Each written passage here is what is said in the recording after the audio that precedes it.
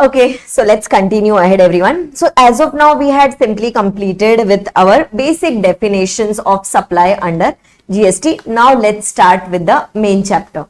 Yes, so do you recollect I had already told you that the purpose of studying this chapter is to understand whether a particular transaction is a supply or it is not a supply. See, if it is a supply, then we will go ahead, we will think GST applicability and all that. But if that transaction is not a supply at all, then we don't have to apply our brains at all. If it is not a supply, then the question of GST does not arise on that. Yes? Acha. Now, whatever section numbers, okay, mainly we are going to do section number 7 and 8 in this particular chapter. But both of these sections come from CGST Act. Okay, we are going to, for the purpose of our syllabus, we have got the provisions from the CGST Act wherever it is specified. There are a few places where we are going to study some provisions from the IGST Act also, that I will tell you separately. But by default, we are studying the provisions of the CGST Act. Okay, and another thing is, see, if we are studying supply, under the CGST Act, means that does not only mean that these provisions are applicable only for intrastate supply. No. Okay, corresponding provisions have been put in the IGST Act also. That is, whatever provisions we are studying here, these are also applicable for interstate transactions. So whatever, conclusion, whatever we are studying here in this chapter, that is applicable for all the types of supplies, like whether it is interstate transaction, intrastate transaction, doesn't matter. Okay, now see what are they telling. First of all, what are the types of supplies? Okay, what are the types of supplies? Let's try to understand that. There are mainly two types of supplies. One is the taxable supply and second one is exempt supply. Okay, taxable supply, taxable person we had studied, taxable supply we did not study. Taxable supply means any such supply on which GST is payable. Okay, example, supply of a mobile phone, supply of a AC remote, supply of a water bottle, etc. On these GST is applicable. Hence, such a supply is called as a taxable supply. And taxable supply also includes zero rated supply. Ma'am, what is this zero rated supply? Again, it is too early to tell you this, but zero rated supply, example, okay, example of zero rated supply is exports. Let's say if you're doing exports to the other country, okay, it can be of any item, it can be of a taxable item, it can be of an exempt item, doesn't matter. Exports will always be considered as zero rated. Zero rated means because ultimately there is no GST payable on that. We will study about that. Okay, even if there is no GST payable on that, still it will be considered as taxable supply. You will understand it when we go to the ITC chapter. Okay, and any supply done to SEZ. You must have heard about SEZ, Special Economic Zone. Yes, any supply done to SEZ unit or SEZ developer. Now, SEZ is also, even if it is physically situated in India only, still it is considered as if it is situated outside India. Hence, it is treated at par with exports. So, these two, exports and SEZ, is considered as zero rated supply. And whenever you see zero rated supply, please understand, even if there is no tax payable on it, still it is considered as taxable supply. So, first type of supply is a taxable supply and second type of supply is my exempt supply. Now, ma'am, what do you mean by exempt supply? So, exempt supply includes three parameters. First one is anything that is nil rated. Okay, nil rated means what? There are certain goods, okay, there are certain goods or there are certain services which is mentioned in your rate schedule. Okay, whatever is the rate schedule given by the GST law, in that those goods or services are mentioned, but besides that, the rate of GST return is 0%. Okay, besides that, the rate of GST return is 0%. So, let's call it as an exempt supply. So, it is also a nil rated supply and nil rated supply is a part of exempt supply. Then another one is an exempted supply, which is exempted by way of an exemption notification. Means it is such goods or such services which was mentioned in the rate schedule. Okay, and besides the rate schedule, they have given the percentage also. Let's say 5%, 18%, 40%, whatever is the rate. Let's say it is given. But government has come up with a separate notification and government has exempted it. So even that will be considered as an exempt supply. And the third type is a non-taxable supply. Non-taxable supply means as of now on which GST is not applicable. Alcoholic liquor for human consumption, petrol, etc. Even that is considered as non-taxable supply. Because it is non-taxable, it will be considered as an exempt supply.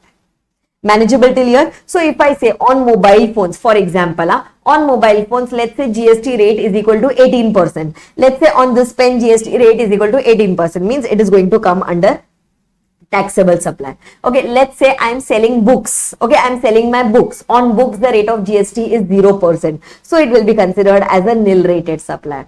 Okay, similarly, if I say, let's say I am selling some fresh fruits which is exempted by way of a notification. So that will come under the second part. That is, it will be considered as an exempted by way of exemption notification. That is the exempt supply. Okay, and similarly, let's say if I am telling I am selling alcoholic liquor for human consumption. Again, it will be considered as a non-taxable supply. That is, it will be considered as an exempt supply. Okay, so these are your types of supply. Any supply on which tax is payable will be considered as taxable supply.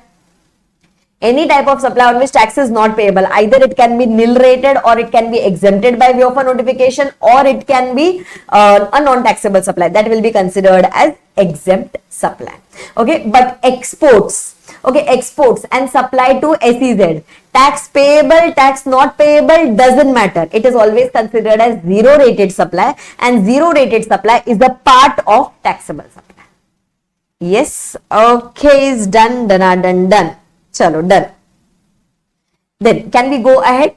Yes, so this was the types of supply that we had studied. Now we are starting with our main section, that is section number 7. Section number 7 talks about the concept of supply. Okay, it talks about the concept of supply. Let's try to understand. So now in this concept of supply, what are we going to study? Please try to understand. So here now we are entering the main section, that is section number 7. Where we will understand whether a transaction is a supply or not, or for a transaction to be considered as a supply, what are the conditions that we are required to fulfill. We'll take ample of examples for it, don't worry. But whenever you find a question that whether a transaction is a supply or not, you should be knowing that one section number that you always have to quote is section number 7.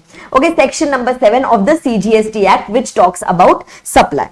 Okay, I have given a summary here before starting the main provision. Now, supply includes what all? Okay, please try to understand that. Supply includes the transaction mentioned in section number 7(1)(a). Supply includes the transaction mentioned in section 7(1)(AA). It includes the transaction mentioned in section number 7(1)(b), and it includes the transaction mentioned in section number 7(1)(c) read along with schedule number 1. So these 4, okay, can you see these arrows? These 4, if you find yourself fulfilling any of these conditions, 7(1)(a), 7(1)AA, 7(1)b and 7(1)c, if you fall under any of these 4 sections, then that particular transaction will be considered as a supply. Okay, so if it is goods or services and plus if it is a supply, okay, then in that case, that transaction may attract GST. Okay, that transaction may attract GST. At least we can call that transaction as a supply then.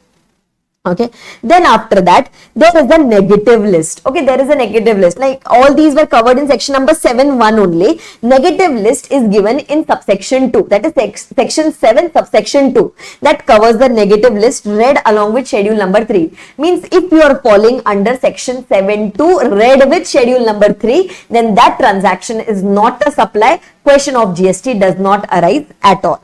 And the last one is a neutral thing that you have to do. That is section number 7(1)(a) read with schedule number 2, which says that where the law says that okay, it is a supply.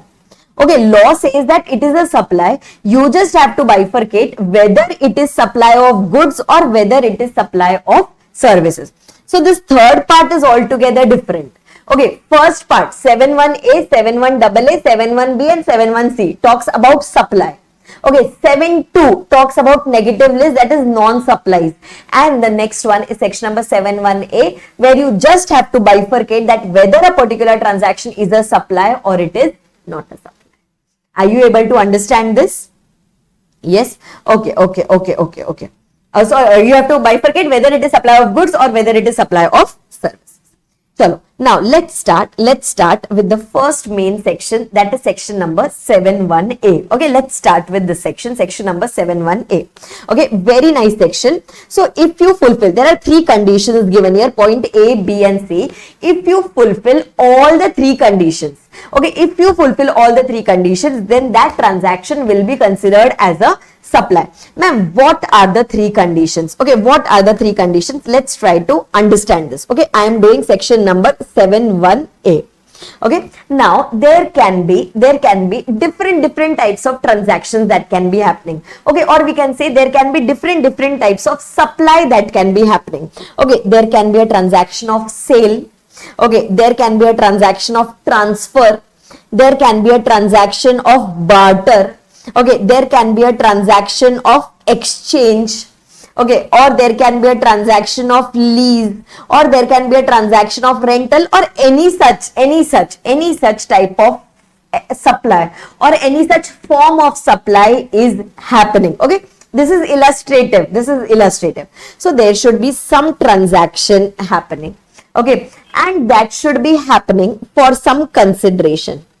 Means there is some sale happening, there is some transfer happening, there is some barter happening, there is some exchange happening, giving some property on lease, giving some asset on lease, giving some property on rental.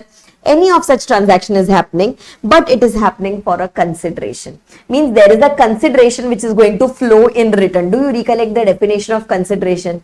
Consideration can be money, it can be non-money, it can be in form of an act, or it can be forbearance of an act. Yes, but it does not include subsidy received from central government or state government. It includes non-refundable deposit, but it will not include refundable deposit. Do you recollect that? Yes. So there should be some transaction, and there should be some consideration in return of that transaction. And another thing is such a supply. Okay, any such form of supply which is done here, such a supply should be done in the course or furtherance of business. Okay, it should be done in the course or furtherance of business. Business definition we have already done. Means it should be done in the course of business. It should not be a personal transaction. It should be done in the course or furtherance of business. If all of these transactions, if all of these conditions are fulfilled, okay, if all of these conditions are fulfilled, then we can say that, okay, this transaction is a supply as per section number 71. Okay, so there should be some form of supply that should be happening. It should be done for some consideration, and it should be done in the course or furtherance of business. See, it should be done in the course or furtherance of business means obviously you have to think from the supplier point of view here. Okay, you have to think from the supplier point of view here. So in that case, if he is doing it in the course or furtherance of business, then such a transaction will be considered as a supply as per section number 71. Yes. Okay. Now let me give you an example. Okay. Let me give you an example, everyone. Please try to understand and please try to answer. Okay. Please try to understand and please try to answer. Now listen. Let's say, Arpita. Okay. Arpita is providing coaching services. Okay. Arpita is providing coaching services for rupees 5,000 and she is already engaged in the business of coaching. Okay, I'm already in this profession. I'm already in this business. Okay, from GST point of view, even if it is a profession, I have to use the word business only. Okay, she is already engaged in business and she is providing coaching service for 5,000. Is it a supply?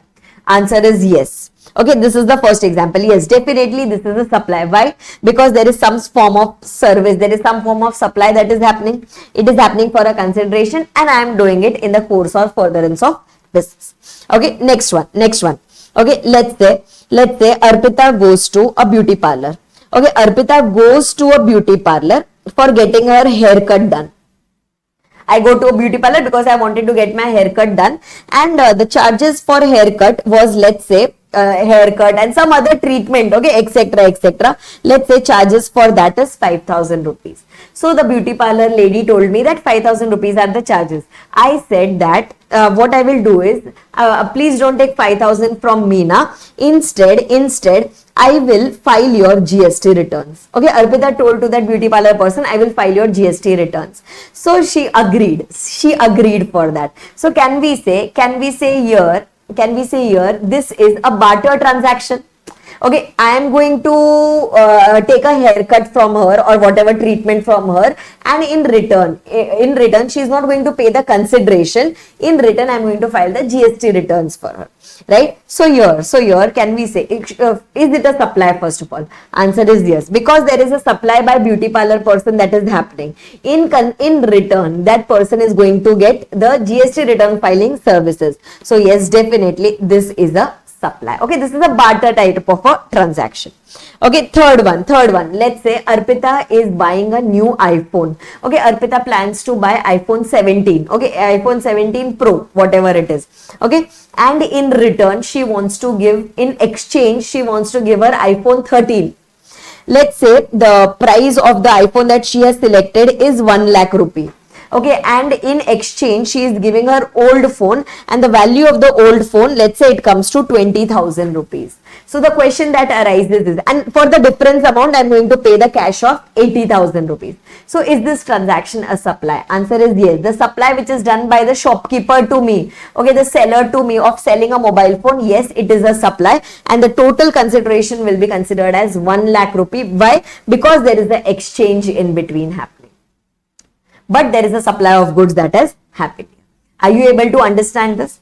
Okay, another point. Okay, please try to understand this. Okay, have you heard about Kalyan Jewelers? Yes, so there is, or you must have heard about Tanishq Jewelry. Yes, so Kalyan Jewelers is there, let's say for example, and it is selling ornaments. Okay, and it is, let's say it is selling ornaments to me. And for which I am paying, let's say 5 lakh rupees for buying those ornaments. My question to you, is it a supply? Is it a supply? Answer is yes, it is a supply. Why? Because Kalyan Jewelers is supplying some goods for some consideration, and it is doing it in the course or furtherance of business. So yes, definitely it will be considered as a supply. Okay, next one. Let's say for example, there is Mrs. X. Okay, Mrs. X goes to Tanishq store. Okay, she goes to Tanishq store to sell her old ornaments. Okay, she wants to give her old ornaments, and in return she is in need of money. Okay, she is in need of cash. So Mrs. X is selling her old ornaments to Tanishq, and Tanishq is going to pay a cash of 5 lakh rupees to Mrs. X. My question to you is this transaction a supply? Ma'am, fourth point and fifth point one and the same na? Arey no, it is not one and the same. Why? Acha, here can I say supplier is Mrs. X, but is Mrs. X doing this in the course or furtherance of her business? No, she is not doing this in the course or furtherance of business. So can I say my last condition is not getting fulfilled? So this transaction will not be considered as a supply. So when Mrs. X is going to sell it to Tanishq, on that she is not going to charge some GST from Tanishq because this transaction is not a supply from the GST point of view. Are you able to understand this? Are you able to understand this? Manageable till here, everyone? Yes, very good, very good, very good. Chalo, done. So these are the three conditions that we need to understand. Okay, if all these three conditions are fulfilled, then the transaction will be considered as a supply.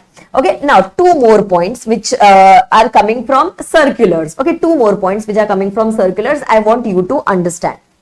Yes.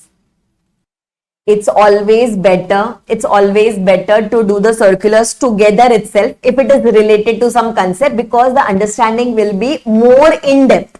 Okay, see, if I take a circular at the end, okay, a related circular means a circular which is related to a concept. If I take that circular at the end, by that time that concept would have faded a little in your mind. Okay, but if we do the circular immediately which is related to some concept, then definitely it will remain very, very fresh and you will be able to understand the provisions as a whole. Yes, now listen, please try to understand. Let's say there is a charitable institution. Okay, there is a charitable institution, and you go to that charitable institution and you do some donations. Okay, you do some donations. Now, please try to understand. Please try to understand. That donation which you are doing to the charitable trust, that is out of your love, will, affection, whatever. Means it's not that charitable institution has forced you to do that donation. So you do some donation to the charitable trust without expecting anything in return. Okay, without expecting anything in return, you just do it out of love and affection.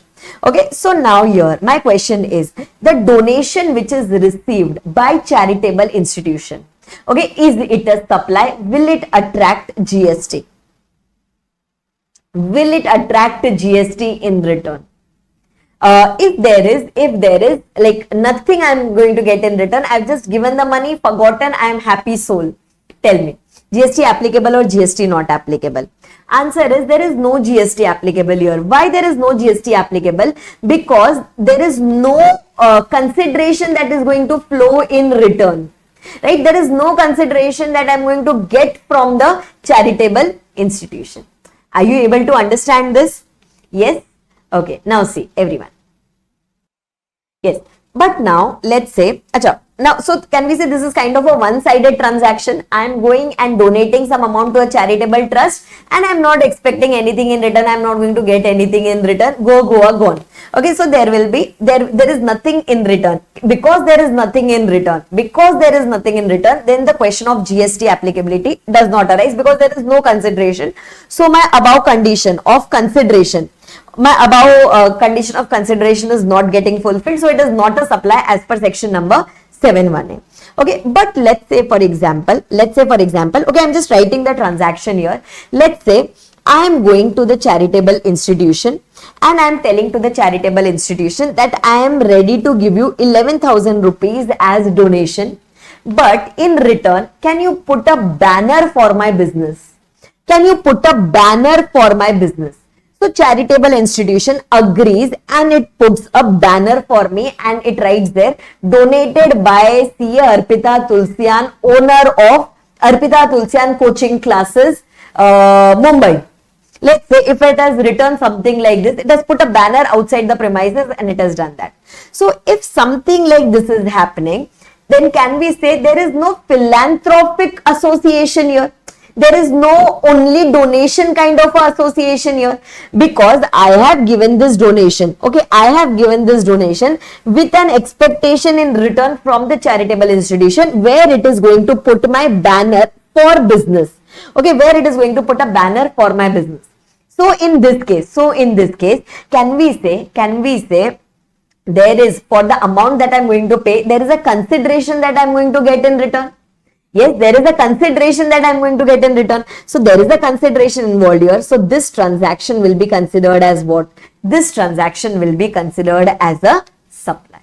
Okay. Acha, now let's say if in this banner nothing related to my business is written, let's say if it is written only donated by C. Arpita Tulsyan, then that is okay. We can still argue that this is not in the course or furtherance of business and this is only for philanthropic purpose, etc. But if it is written in detailed manner, this is donated by C. Arpita Tulsyan having coaching classes in Mumbai, Maharashtra, having coaching CAFinal students. For example, if something like this is written on the banner, then boss, GST will be applicable on the amount. Yes, because there is a consideration involved. Okay, so this was decided by way of a circular. We are going to have questions on this point. Yes, so see what are they telling us here? Donations which are received by the charitable institution from individual donors, without quid pro quo, that is without something in return, is not considered as a supply. But if charitable institution does anything in return for the donor, if it does anything in return for the donor, then it will be considered as a supply. Example, if advertisement has been provided in return by the charitable institution, then in that case, GST will be applicable on the same. Yes? Okay, this was one point which I wanted to discuss with you. Another point, okay, please try to understand here. Another point, okay, another point. Now, what is the other point? Let's say I am an artist. Okay, let's say I'm an artist and I make drawings, I do paintings, etc. After doing those paintings, I go and I participate in exhibitions. Okay, exhibitions you understand, right? I go and participate in exhibitions. So in such cases, what happens here is I simply send. Okay, I don't sell. I simply send my drawings, paintings, etc., which I have done to these exhibition places, and later when the exhibition is conducted, people come and see my drawings, paintings. Later, if they like my drawings and paintings, then they will purchase it. Okay, then they will purchase it and then they will pay for it. Okay, so now my question here is the sending of my artwork. Okay, sending of my artwork for these exhibitions, is it a supply? Is it a supply? That is my question. Okay, so as per my understanding, this is not a supply. Why? Acha, theek hai. There is sending of drawings, paintings happening. But is the consideration flowing now? No, the consideration is not flowing now. Why? Because consideration will flow at a later date when the people will come and visit the exhibition and they will like it and then they will purchase it. Right? So this transaction as of now will not be considered as a supply. Okay, so this will, let's say artist is in Maharashtra. Let's say first question, let's say exhibition is in Tamil Nadu. So will you call it as an interstate supply? Answer is no. See, Maharashtra, Tamil Nadu, I understand that. But is this a supply at the first place? No, this is not a supply at the first place. Then you need not even bifurcate whether it is interstate or intrastate. Okay, second, let's say this exhibition is in Dubai. Let's say this exhibition is in Dubai. So will you call it as a zero rated supply, export supply? You cannot call it as a zero rated supply. Why? Because first place it is not a supply at all. Why it is not a supply at all? Because we haven't received anything in return till now. Are you able to understand this? Yes? Okay. So this was the second point which I had to discuss with you relating to artwork. Artwork which was sent, not sold by artists to galleries for exhibition is not a supply as no consideration flows from the gallery to the artist. Manageable till here? Manageable till here? Yes? Okay. Then another point, everyone. Third point. Okay, few circulars. We can just complete it here. Next point. Now see, what is the next point talking about? Listen. I don't know if you have heard about this concept or not. There is a concept called as no claim bonus. Okay, there is a concept called as no claim bonus which is applicable in case of insurance companies. Okay, there is a concept called as no claim bonus applicable in case of insurance companies. Okay, what happens in that? Let me tell you. So, we go to the insurance company and we take the insurance. Okay, we take the insurance for our vehicle, let's say for example. Insurance company says that, okay, so this is your first year of insurance. So, your insurance premium is equal to 1000 rupee. I said, okay. Then I say, sir, any discount? So, insurance company tells me that, Arpita, if during the first year, there is no claim against your insurance policy, means there is no accident happening, etc. And if you are not claiming any amount from the insurance company, then in the second year, we will give you something called as no claim bonus. I said, okay, fine. So in the, let's say now in the year one, I was riding the vehicle very nicely, no accident, no claims. I never went to the insurance company at all. Okay, very happy. Now in the year two, when I go for renewal of my policy, they tell me that, okay, premium amount is equal to 1000. I said, sir, you had promised me for no claim bonus discount. So insurance company says, you will get some, let's say I am going to get some no claim bonus of 200 rupees for example. So they give me, so they tell me that, okay, premium payable is equal to 800 rupees. Okay, now listen, can I say, this 1000 rupee is a supply of service done by whom to whom? This 1000 rupee is a supply of service done by the insurance company to Arpita, for which Arpita was required to pay some amount to the insurance company. Acha, now what about this 200? What about this 200? Why am I subtracting it? Because I have got some discount in the form of no claim bonus. So now the question arises is, will there be GST applicable on 800 rupees or will GST be applicable on 800 plus 200 rupees, that is 1000 rupees? The question is GST applicable on the gross amount or GST will be applicable on the net amount? So here what was decided by way of a circular, that here the 200 rupees which the insurance company is giving it back to me, it is not a service which is provided by Arpita through insurance company, for which insurance company is giving her 200. Is Arpita providing some service to the insurance company? No. No. So this is no supply. Means for that 200 rupees, there is no supply happening. Okay, so this 200 is not at all a supply at all. Okay, so 200 is totally outside the purview of GST. If 200 is totally outside the purview of GST, then in that case, can we say GST will be applicable only on the net portion, that is 800 rupees? Are you understanding this? Yes, so this 200 cannot be considered as if Arpita has provided a supply to insurance company, for which insurance company is giving me a cashback of 200 rupees. It is not that way. So 200 is not a part of consideration at all. So consideration will be only 800. Hence GST will be applicable on the net amount, that is 800 rupees. Are you able to understand this? Yes, so later when we calculate the GST etc. also for value of supply chapter also, GST will be applicable only on 800 and not on 200, because 200 is not a supply at all. It's not that insured has given some service to the insurance company for which I have got a discount. Yes, so in case of no claim bonus, GST will be applicable on the net amount itself. Yes, and the last one, and the last this thing which I wanted to tell you, circular. Okay, last circular which I wanted to tell you here. Please try to understand this carefully. Yes. So now last one is also a very nice circular. Okay, please try to understand here, everyone. Now this is about insurance claim. Okay, see what we discussed now was about when we were taking a policy, so we were paying the premium on the same. Okay, now we are talking about the insurance claim. Means let's say something happened to the vehicle, we went to the insurance company and now we are asking for some claim. Okay, now please try to understand. Very nice provision. Few extra things also I will tell you in advance itself here, which we are going to study in the later part of the chapter. Okay, now listen. Let's say I was having a four-wheeler. Okay, I was having a motor vehicle which got affected, or there was an accident etc. So I went to the insurance company asking for the claim.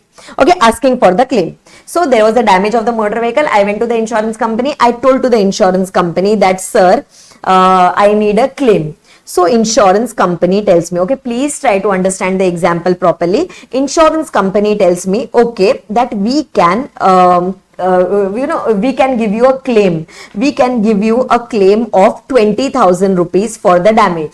I said, okay, fine. Give me at least 20,000 rupees so that I can get the car repaired. So insurance company is giving me a claim. Now I told to the insurance company that okay, this 20,000 claim, see a particular part, let's say bonnet, okay, the front part, bonnet of my motor vehicle had got damaged. So insurance company says that we can give you a claim of 20,000 rupees. Then I told to the insurance company, sir, along with that 20,000, will you give me that damaged part of the bonnet also? So insurance company said that no. That damaged bonnet part is our property. Insurance company is going to keep that damaged part and then it is going to give you this 20,000 rupees. I said, okay. Acha, then I asked to the insurance company, sir, what if I take that damaged part of bonnet, then how much claim will you give? So insurance company said that, okay, in that case, if you want that scrap of the bonnet, I thought that I will take that scrap and sell it in scrap to a scrap dealer. Okay, so insurance company said that if you want, okay, if that insured person wants the scrap, then in that case claim amount was 20,000, but because you are taking the scrap also with you, so we will deduct 2,000 here and we will give you 18,000 rupees net as claim. I said, okay, fine, I will decide and tell you. Now here, I want you to give me the answers and I want you to understand what will be the GST applicability in these two cases. Okay, what will be the GST applicability? See, in this case, okay, in the second case, here think from the insurance company point of view. Insurance company, is it keeping that scrap? No, insurance company is giving the scrap. Okay, insurance company is giving the scrap to the insured person. Okay, so insurance company says that, okay, in that case, because you are taking the scrap also, you take a net amount of 18,000 from us. So in this case, is there any GST liability? Okay, is there any GST liability of the insurance company on the scrap which we have given to the insured person? Answer is no. Okay, see, anyway, scrap was whose property? Scrap was the property of this insured person, and that scrap is now with the insured person only. So this cannot be considered as supply done by insurance company to the insured, because anyway it was the property of that insured person only. Okay, and is the insurance company earning anything out of it? No. This is going to be further sold by whom? This will be further sold by that insured person. So insurance companies, no liability is there on the scrap. There is no liability of the insured person, of the insurance company on the scrap. Are you understanding this? Yes. Acha, ma'am, what about GST on the insurance claim? So I will tell you this. First of all, insurance claim, do you recollect I had given you this example? Insurance claim is an actionable claim. Okay, and is insurance claim forming part of specified actionable claims, those 6 points? No. In those 6 points, we had lottery, betting, gambling, horse racing, casinos, and online money gaming. So can we say insurance claim is other actionable claim? And we will study in next part of the chapter that other actionable claims are considered as non-supplies. Okay, other actionable claims. Example, insurance claim is considered as non-supplies. That is, whenever the insurance company pays claim, insurance claim, on that there is no GST applicable. So the question of GST on this 18,000 etc. does not arise at all. Okay, that was one clarification. Another clarification is your insurance company is handing over the scrap to the owner. So if it is handing over the scrap to the owner, the GST liability on the scrap does not arise for the insurance company at all. He is not liable. Owner of the scrap was that insured person. He is having the scrap. So insurance company has not sold it to anyone. Okay, this is one point. Another point here. Please try to understand here. Okay, please try to understand here. Another point, another case is where insurance company is keeping that scrap of the bonnet with itself. So insurance company thinks that I will sell. Okay, I will sell and I will realize some money out of it. Yes. Now see here, insurance company what it thinks is I will keep the scrap with myself and I will pay a full claim of 20,000. Means can we say insurance company is paying more? Why is the insurance company paying more? Because insurance company has that bonnet scrap with itself and it will sell that and it will realize some money out of it. Right? So now in this case, what is going to happen? First of all, the claim which the insurance company is going to pay is other actionable claim. And other actionable claim, just now I told you it is a non-supply, so GST is not applicable. Okay, now what about the scrap? Are we giving the scrap to that insured person, or is the insurance company keeping that scrap? Insurance company is keeping that scrap with itself. Because insurance company is keeping the scrap with itself, now this becomes the property of the insurance company. Yes, so insurance company is now going to sell it to the scrap dealer. And insurance company is selling it to the scrap dealer in the course or furtherance of business. So now on this sale, can I say insurance company will have to pay the GST? So the liability to discharge the GST on sale of scrap is going to be on the insurance company. A year where the insured was going to sell, the scrap to the scrap dealer, at that time GST will not arise because it is not in the course or furtherance of the insured. Okay, but when insurance company is selling the scrap, that is done in the course or furtherance of business. So on that, GST liability is to be discharged by the insurance company. Are you able to understand this? Yes, did you understand this extra part on the claim amount? Claim amount is considered as other actionable claim, hence no GST is applicable. We will study this ahead, don't worry, I will link it again then. Okay, but did you understand here what about the scrap? So when the scrap becomes the ownership of the insurance company, so insurance company at the time of sale, it will have to discharge the GST liability. But if scrap is not the liability, scrap is not the property of the insurance company, then the GST liability is not to be discharged by the insurance company at all. Are you able to understand this, everyone? Manageable till here? Yes, this was my fourth circular. Okay, this was my fourth circular. So these were some examples and circulars for the consideration part. I hope entire section number 7.1a was simple and it was manageable.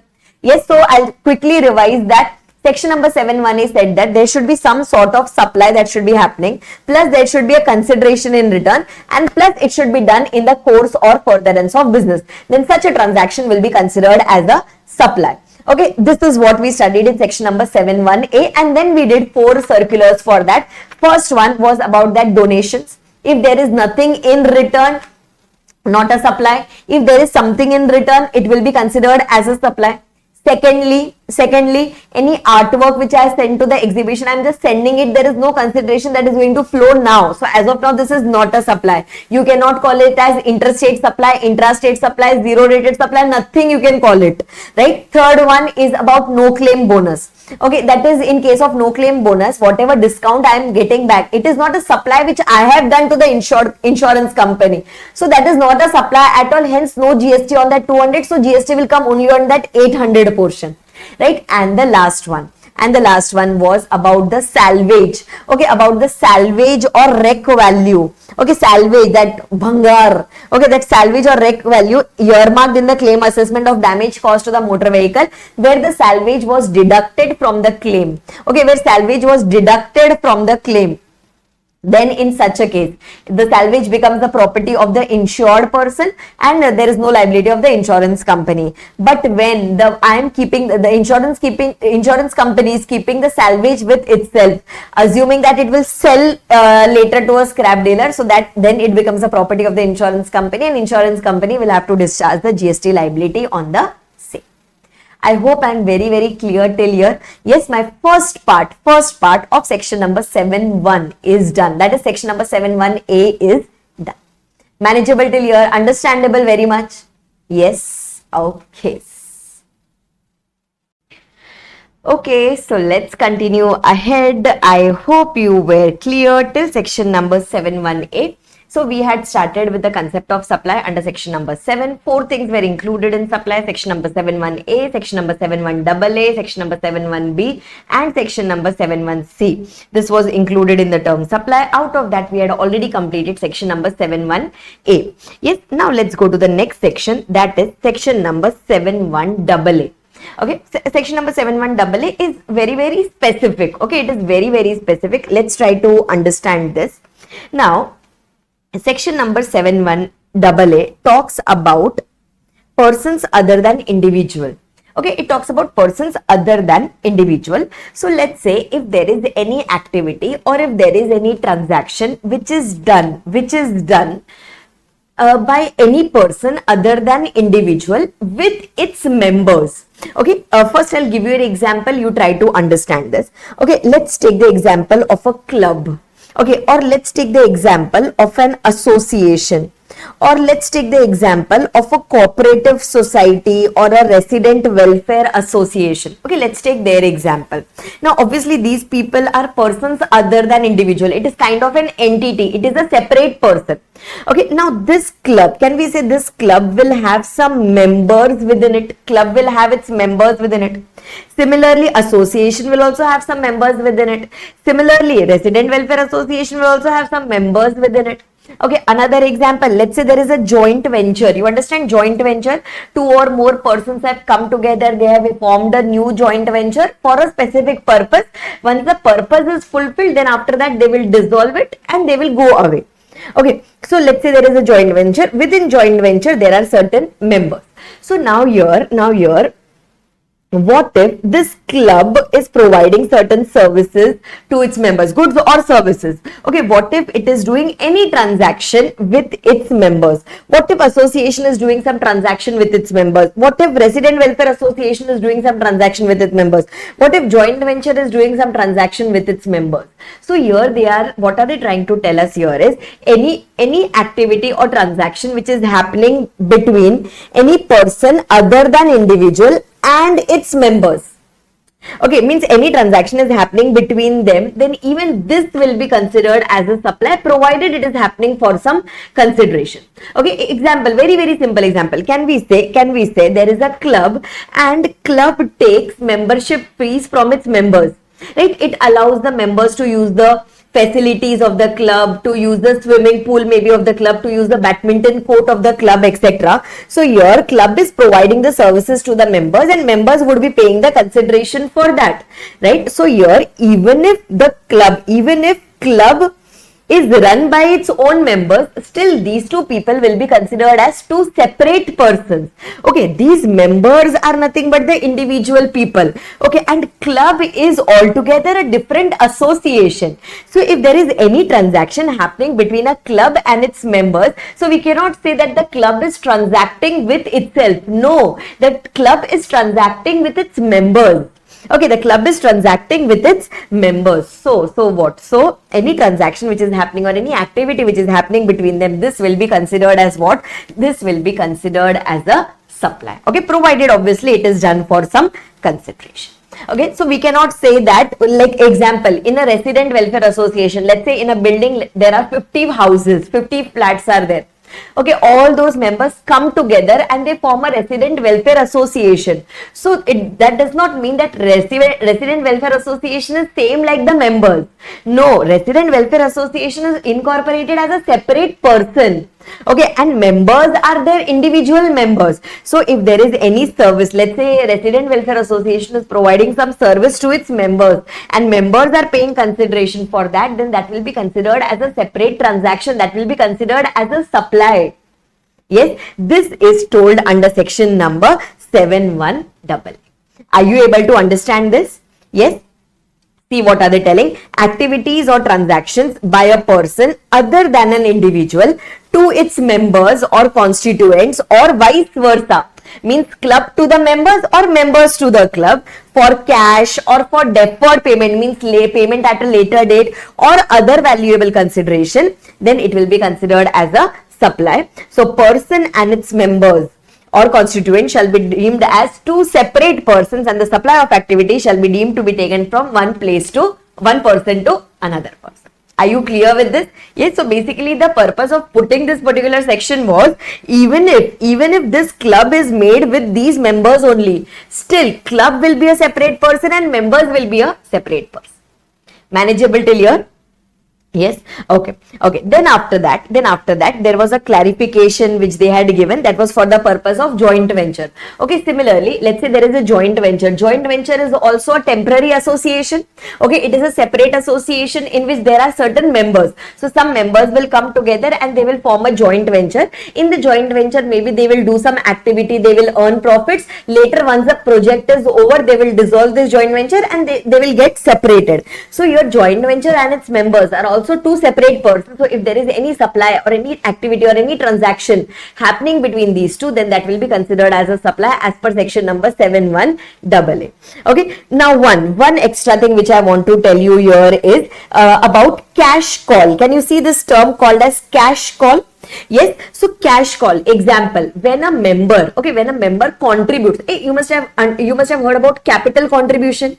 Yes, capital contribution. Whenever a partner comes in a firm, he contributes some capital. Similarly, in a joint venture, when a member comes, he comes with some capital, because otherwise how will the joint venture operate, right? So he comes with some capital. So if a member of a joint venture brings some money in the joint venture, is that also a supply? So the answer is no, that is not a supply, because that is merely a transaction in money.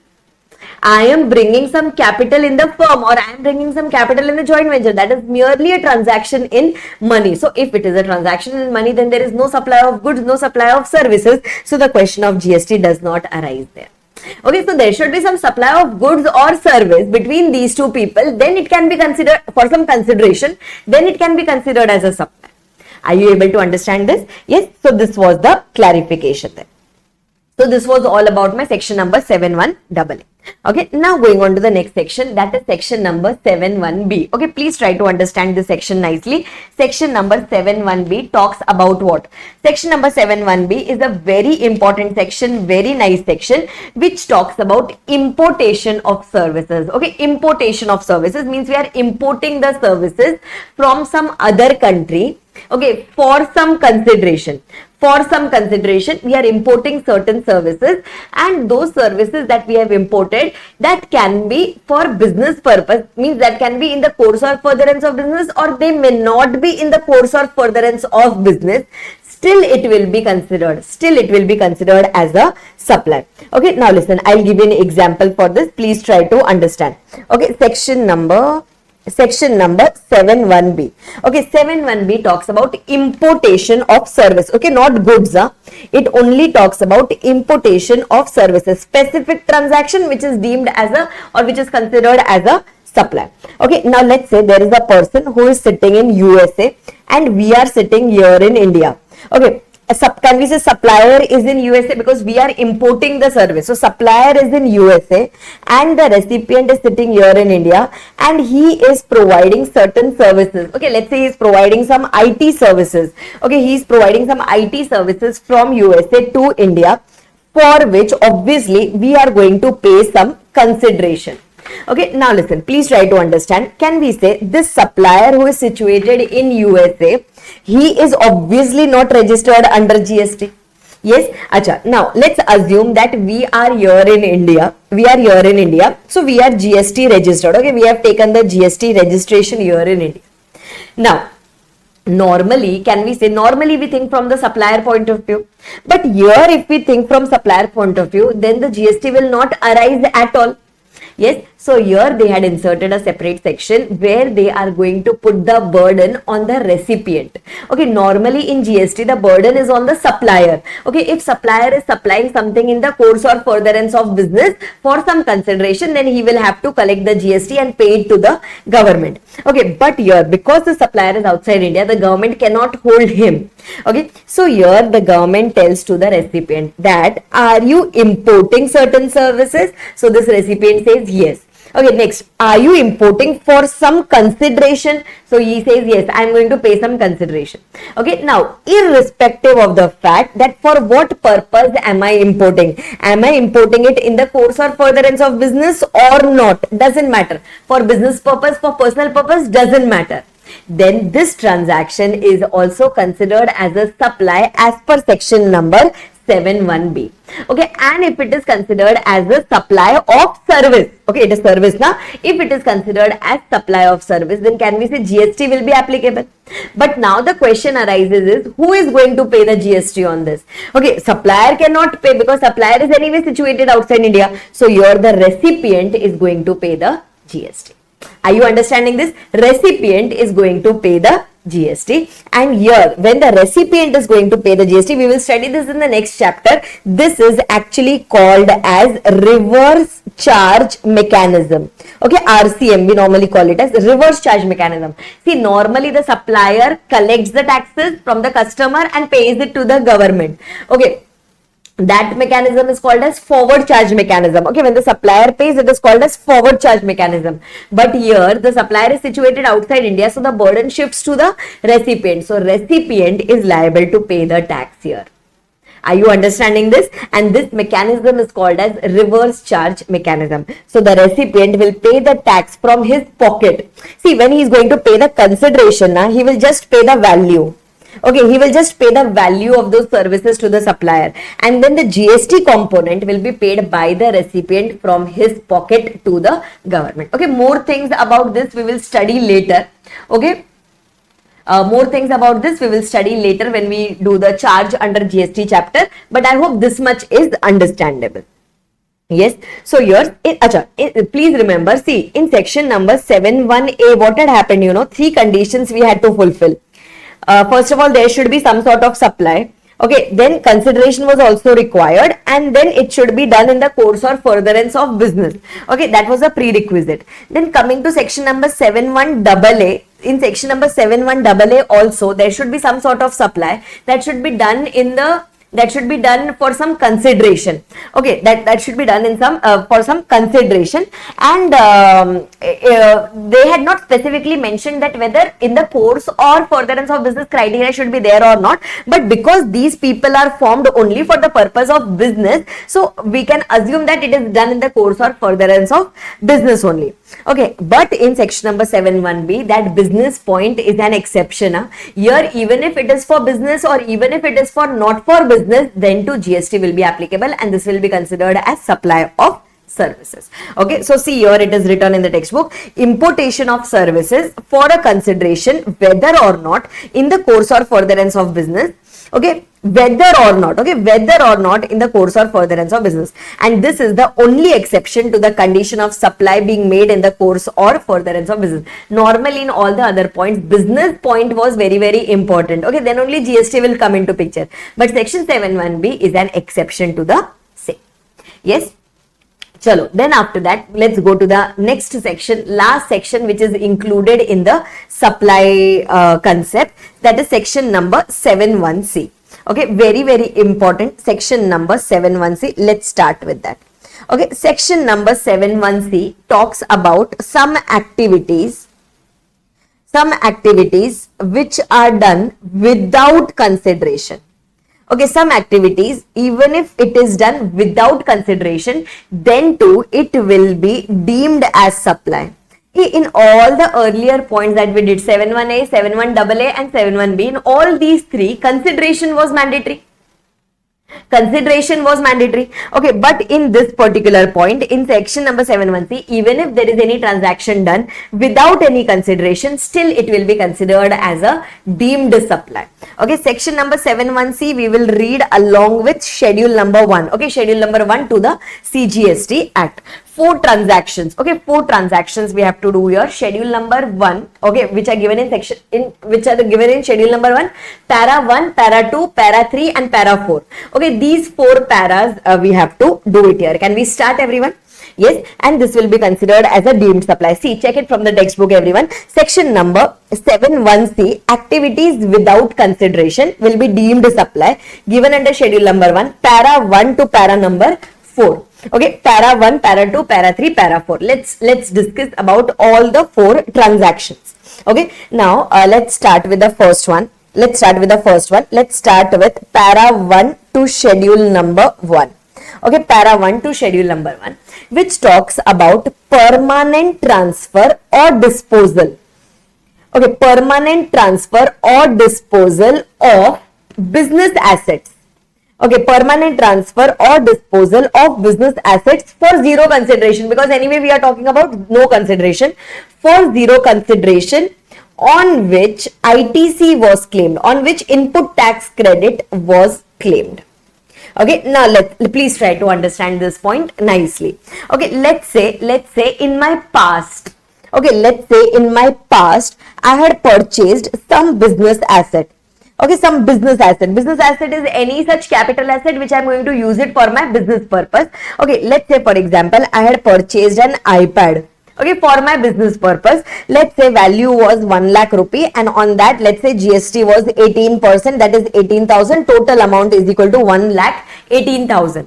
Okay. So this was my past where I had purchased this asset, and what I did at that time was, this 1 lakh I had capitalized in my balance sheet, but this 18,000 rupees of GST, I had taken the input tax credit. Okay, I had taken the input tax credit of the same. Right, I had taken the input tax credit of the same. Input tax credit means when I purchased the iPad, I paid total 1,18,000. 1 lakh was for the value of the iPad, but 18,000 was the tax which I had paid to the government. So that 18,000 I used for payment of my output tax liability. Okay, in the yesterday's lecture, I had told you na how we use our taxes paid on the purchases for payment of my output tax liability. So this 18,000 benefit I already took, and whatever was the tax payable to the government, from that I subtracted 18,000. Means can I say I have taken the input tax credit of the same, I have taken the benefit of the same.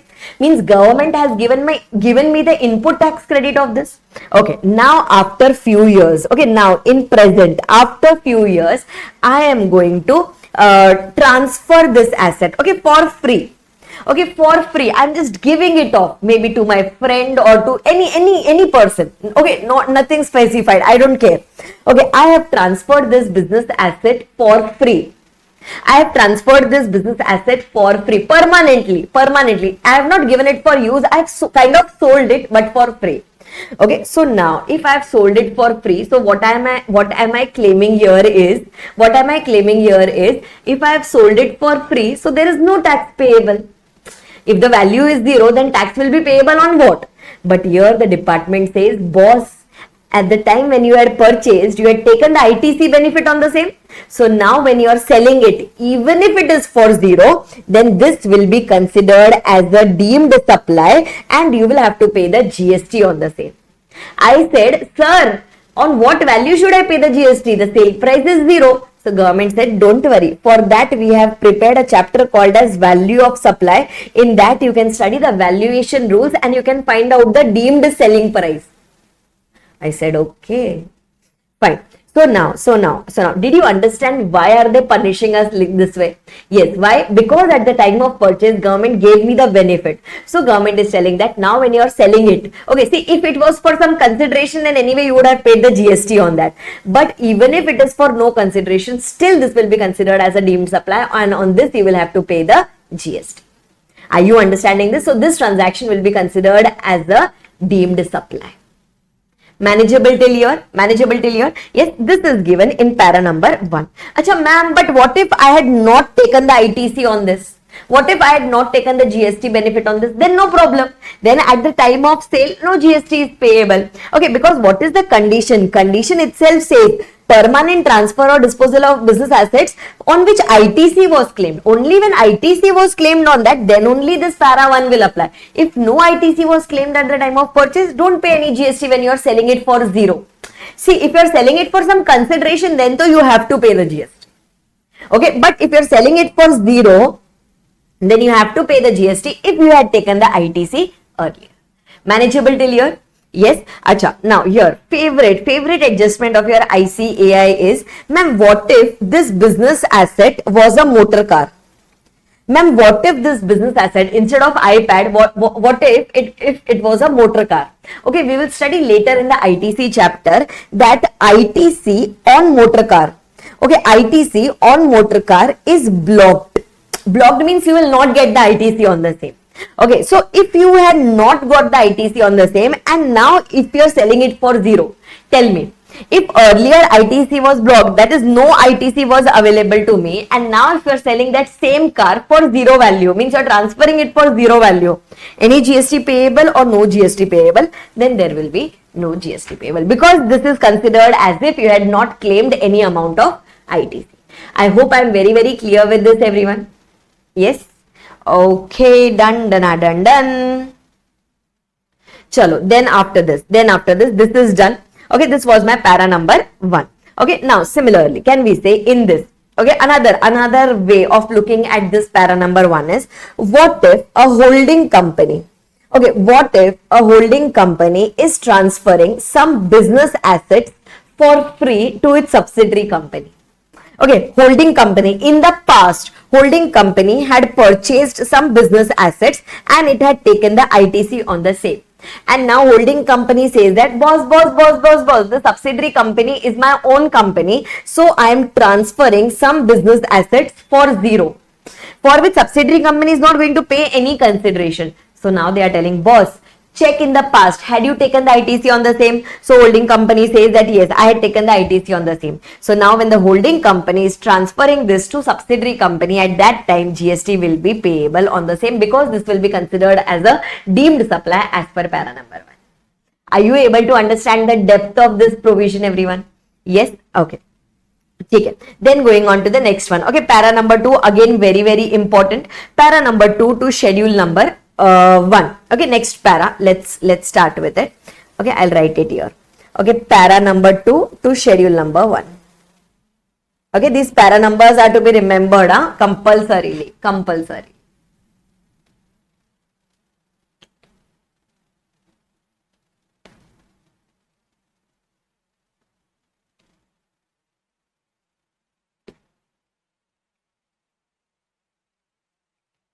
So, can we start, everyone?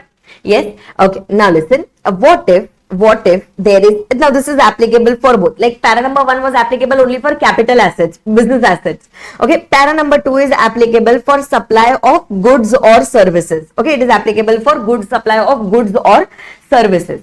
So now here, if there is any supply of goods or services happening between related persons. Okay, yesterday we had already studied the definition of related person. If there is any supply of goods or services happening between related persons or between distinct persons, do you recollect same PAN but multiple GST registrations? Yes, between related persons or between distinct persons or between establishment of distinct persons. Do you recollect establishment of distinct persons? One office was GST registered, another office belonging to the same PAN, but one was registered, other may not be registered. Yes, so any transaction, if it is happening between two related persons or between two distinct persons or between two establishment of distinct persons, and if this is happening in the course or furtherance of business. Okay, supply of goods or services between them. Okay, between them in the course or furtherance of business, but for zero consideration. Ma'am, why zero? Arey Baba, the main heading that we are studying is talking about without consideration. So whatever 4 transactions we are going to do in all the 4 transactions, the consideration will be 0. Okay, so let's say if there is any transaction happening between related persons for 0 value, but it is done in the course or furtherance of business, then it will be deemed as a supply. Okay, why ma'am? Arey Baba, because we cannot trust related party transactions. Now, see, in income tax also we are not trusting related party transactions. We take it to the arm's length price. Similarly, in GST also they are telling that if there is any transaction happening between related persons or between distinct persons or between establishment of distinct persons, then in such a case, provided it is happening in the course or furtherance of business, so it will be considered as a deemed supply. Okay, even if it is happening for 0, it will be considered as a deemed supply, and on that GST is payable. Okay, ma'am, on what amount GST will be payable? Array, for that we'll again go and check the valuation rules. Are you understanding this? Okay, now let me give you a few examples for this. You try to give me the answer. Okay, you try to give me the answer. Now see, do you recollect yesterday we studied about related persons definition? Okay, directors of one another business, officers of one another's business, employer, employee, one person holding more than or equal to 25% holding in 2 different companies, then these 2 different companies will be considered as related person. One company was controlling the other person. These 2 companies were together controlling a third person. Do you recollect all those examples that we had taken in related persons definition? Yes. So now let's take the example of holding company, subsidiary company. So holding company controls a subsidiary company. We can take it that way. So even a holding company and subsidiary company is also related persons. Okay. So now let's say for example, holding company is supplying some goods. Okay, holding company is supplying some goods to the subsidiary company. Okay, and that is done for free. That is, it is done for some 0 consideration. So now we are considering that holding company and subsidiary company are related person. So even if this transaction is done for 0, this will be considered as a supply. Okay, even if it is done for 0 consideration, it will be considered as a supply. Why? Because it falls under para number 2 to schedule number 1. Ma'am, how? Supply of goods or services between related persons. It can be other way around also, holding to subsidiary, subsidiary to holding, between related persons, done in the course or furtherance of business, but for zero consideration. Okay, again, the valuation will be done as per the valuation provisions, but your GST will be payable by the supplier. Understanding this way? Okay, acha, what if I'll give you another example. Okay, listen. Okay, Arpita is providing certain services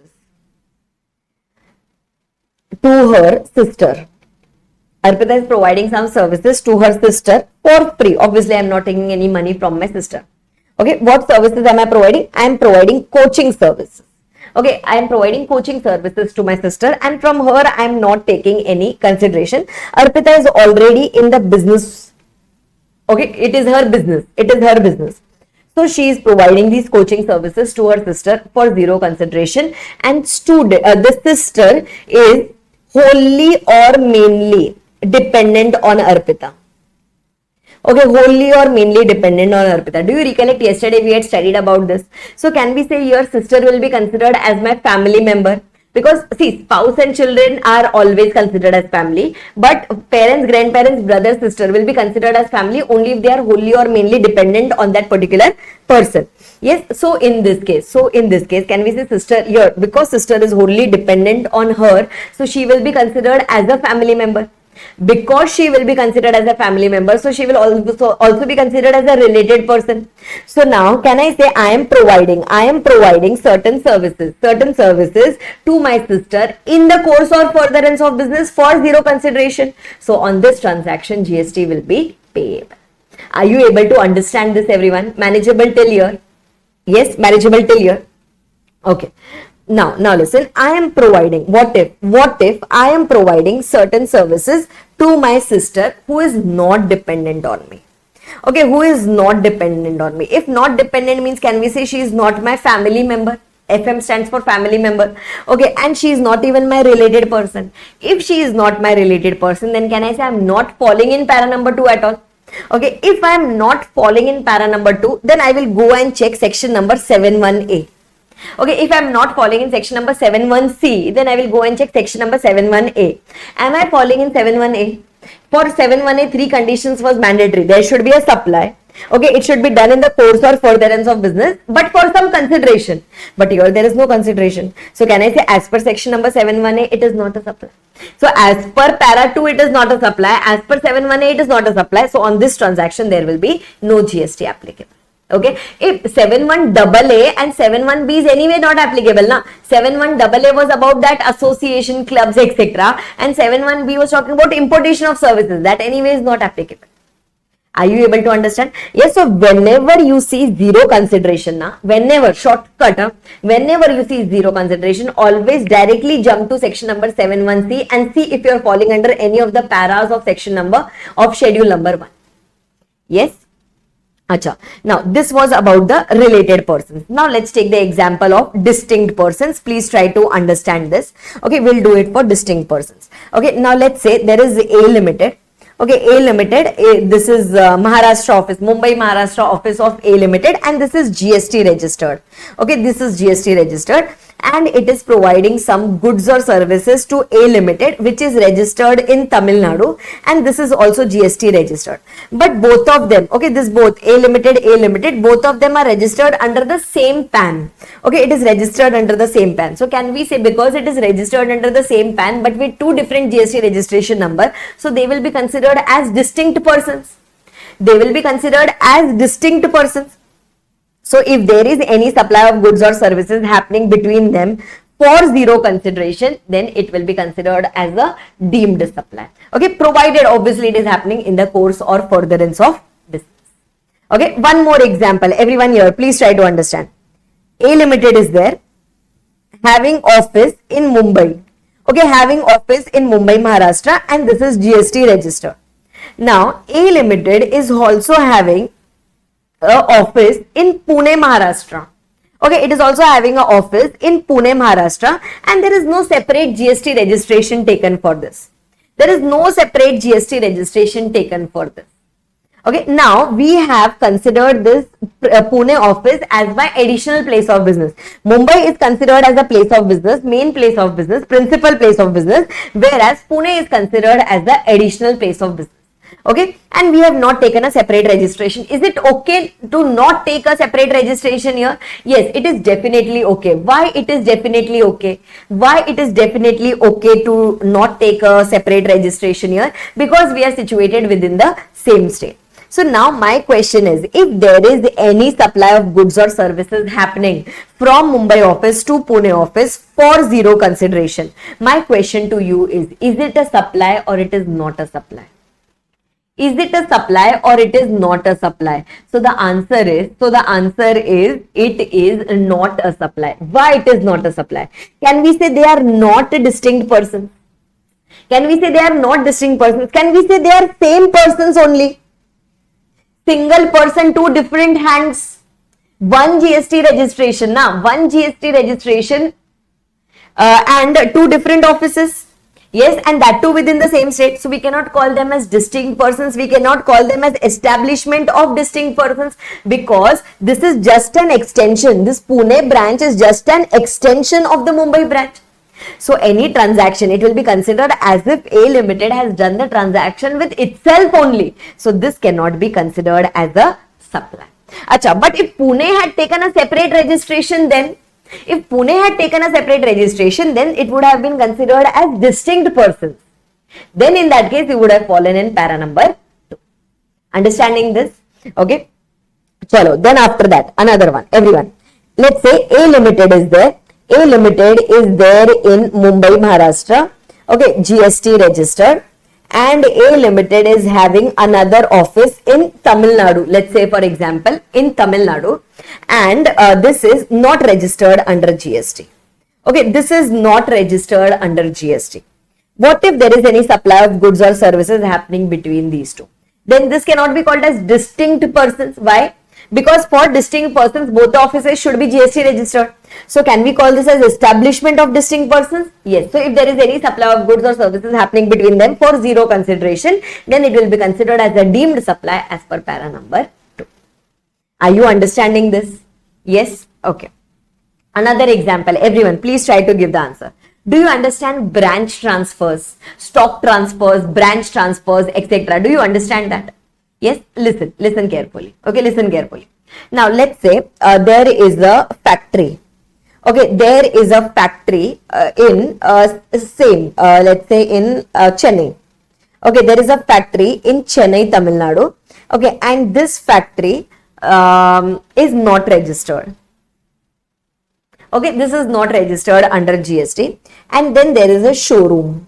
Okay, there is a showroom in Chennai GST, in Chennai, Tamil Nadu itself. Okay, there was a factory in Chennai, Tamil Nadu. Then there is a showroom where people can come and buy those products in Chennai, Tamil Nadu. And they have shown this as the principal place of business. And yes, this is GST registered. Okay, and the factory they have shown as their additional place of business, and they have not taken a separate registration. They thought that even this is in Tamil Nadu, this is in Tamil Nadu, so no need to take two separate registrations within the same state. So their thinking is correct. So now my question here is, factory manufactures the product, and after manufacturing the product, factory transfers the goods. Okay, it transfers the goods to the showroom, right? And then showroom sells it. Showroom sells it to the customers. So now my question is, when there is a transfer of goods happening from factory to showroom, is it liable under GST? On that, is there any GST applicable? Is there any GST applicable? So the answer is, there is no GST applicable. Why? Why? First of all, are they distinct persons? No, they are not distinct persons, because this is GST registered, this is not GST registered. Okay. Is it establishment of distinct persons? No. Okay, why? Because these two are same persons only, na. Both of them are situated in Tamil Nadu itself. One is PPOB, another one is APOB. So it is considered as if it is the same person, right? So I am just transferring my goods from one premise to another premise. Yes, so this is not going to attract any GST. Okay, this is not considered as supply, and hence no GST will be applicable. Are you able to understand this, everyone? Acha, what if I say the showroom is in Maharashtra? what if I say the showroom is in Maharashtra, or let's take it other way around, anything. Let's say factory is in Maharashtra. What if factory is in Maharashtra? Then can I say this factory will have to take a separate GST registration? Showroom is in Chennai, it will have to take a separate GST registration. Now they will be considered as distinct persons. So now this transfer of goods will be considered as a supply if it is done for zero consideration here. It will be considered as a supply as per schedule number 1. Are you understanding this? Acha ma'am, what if this transfer is done for some consideration? If this transfer is done for some consideration, then you don't have to apply section 71C at all. Then you will normally go as per section number 71A. My by default section is anyway section number 71A, na? Supply happening for some consideration in the course or furtherance of business. So that will be considered as a supply as per section number 71A. Are you able to understand this? Yes? Okay. Done. So this was by para number 2. So this way, if there is any supply of goods or services or both, which is happening between related persons or happening between distinct persons or happening between establishment of distinct persons for zero consideration in the course or furtherance of business, will be considered as a deemed supply. Yes, now we have got some related notes, circular clarifications and provisions. Let's try to do it carefully. Yes, let's try to do it carefully. Can we start, everyone? Can we start? Yes? Okay. Listen.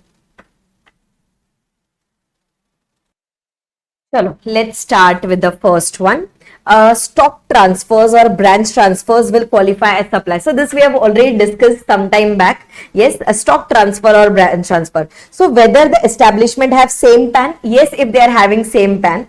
Whether separate registration have been obtained? No. What if they are there within the same PAN but no separate registration? Then can we say if there is no separate registration, Mumbai Maharashtra, Pune Maharashtra, yes, with the same PAN but no separate registration, so it will not be considered as a supply. Why? Because it is considered as the same person, as if we are providing the supply of goods to the same person, to ourselves only. Acha, what if we are having the same PAN and we have obtained separate registration?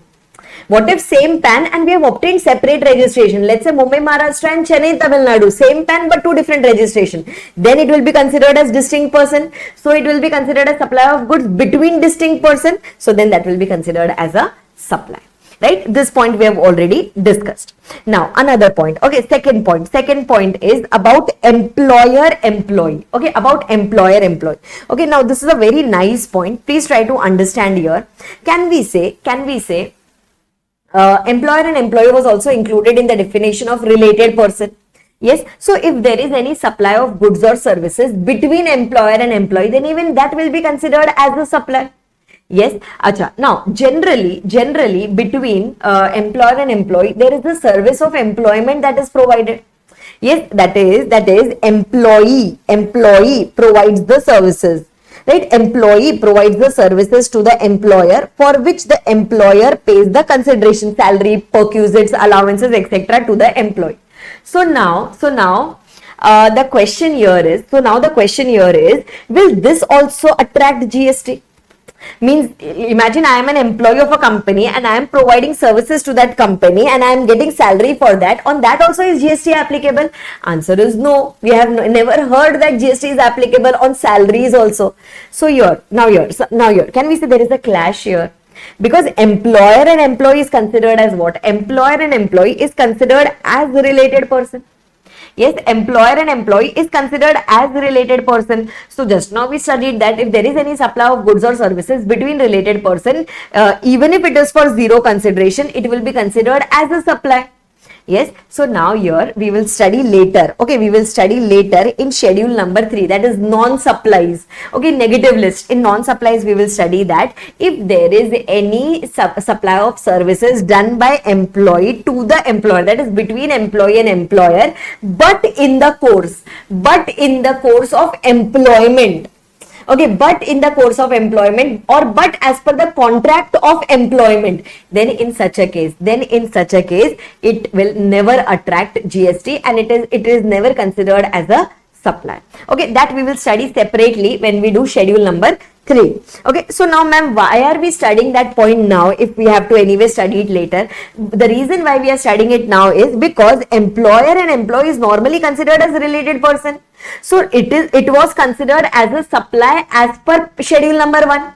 Yes, so here they have clarified that as per the definition of related person, employer and employee are related person. However, services provided by employee to the employer in the course or in relation to his employment are not to be treated as supply, which we will study in schedule number 3. Okay, now similarly, so whatever salary we get by providing the services, on that there is no GST applicable. Whatever allowances we get, allowances you must have heard na, whatever allowances we get, on that there is no GST applicable. Whatever perquisites we get, on that there is no GST applicable. Why? Because all these are provided in the course of or in relation of employment. Okay, anything that is related to employment, on that there will be no GST applicable. Okay, perquisites also, allowances also. Now but there was one exception. Okay, very important exception. What is that exception? The exception is about gifts. Okay, what if the boss, okay, what if the employer gives something as gift to its employee? Okay, so we can say that, okay, even that is considered as in the course of employment, but for that the GST law has given an exception. GST law says that if the gifts do not exceed rupees 50,000, okay, if the gifts are up to rupees 50,000 to one employee in a year, okay, if gifts are of this value, that is up to rupees 50,000 in a year, then you can consider it as if it is done in the course of employment. Okay, but as soon as the gift exceed rupees 50,000, gifts are obviously made without consideration. So if the gift value exceed rupees 50,000, then they are telling that then on that it will attract GST. Okay, then in that case it will attract GST. So if employer, okay, let's say if employer has gifted something to the employee, for obviously gift means no consideration. If gift is given by the employer to the employee, if the value is up to rupees 50,000, then it is not a supply. But as soon as the value exceeds rupees 50,000, then this will be considered as a deemed supply. Okay, this will be considered as a deemed supply. Acha, this limit is per employee per annum. Okay, this is considered as per employee per annum. Let's say employer has given a watch. Employer has given a watch to the employee. Value of the watch is, let's say, 79,000 rupees. So can we say it has exceeded the limit of 50,000? So on the 79,000, GST has to be paid by the employer to the government. Are you able to understand this? Yes.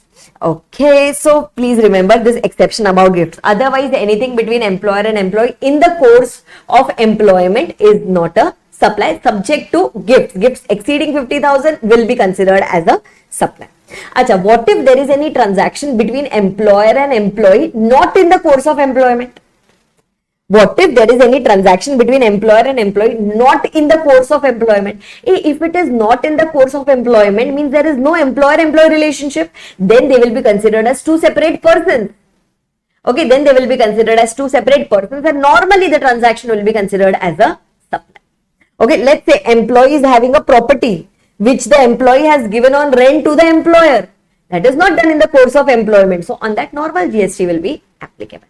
Okay, only when any transaction is done where employer-employee relationship exists, where it is done in the course of employment or related to employment, then only GST will be applicable. Manageable till here? Okay. Then after that, going on to the last clarification, everyone here. Last clarification, let's do it. It talks about molds and dyes. Okay, listen. Okay.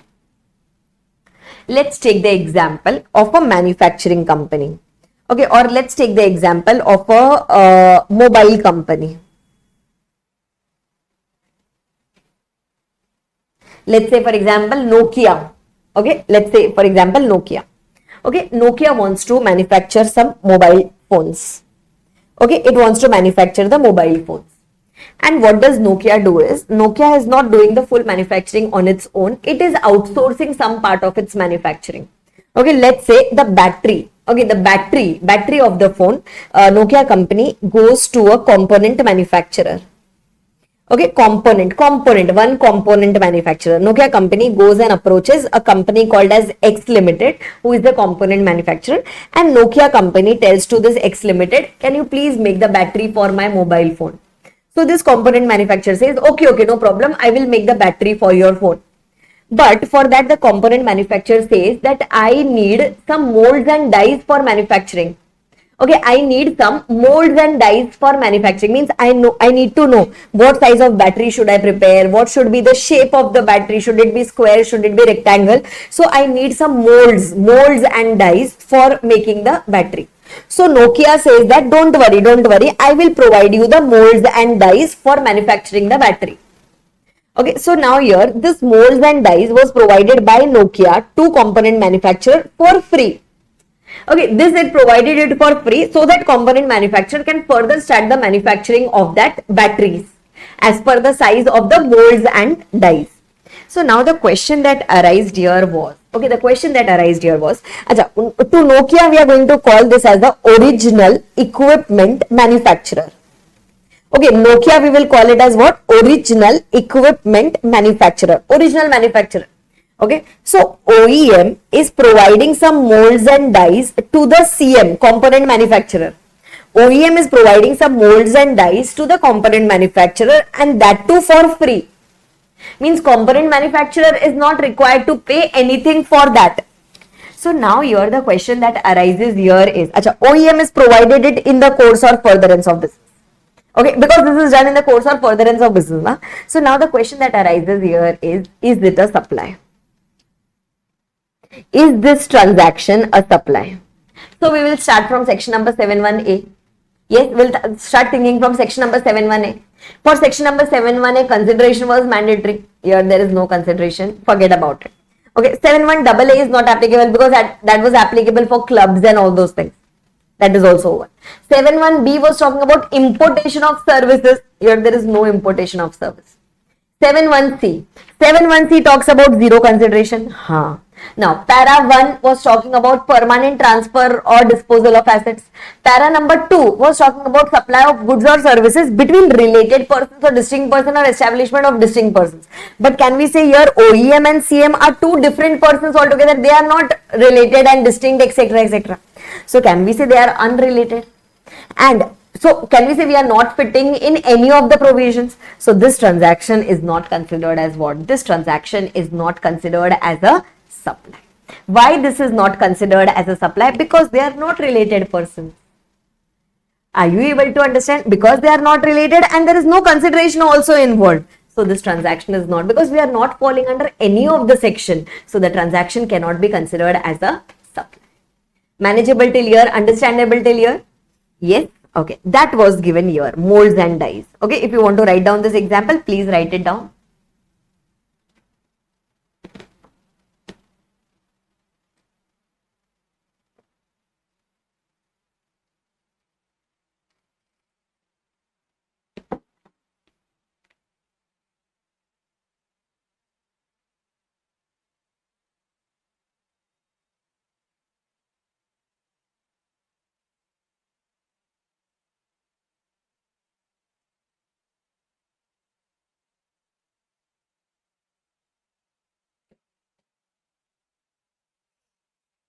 Chalo, can we go ahead, everyone?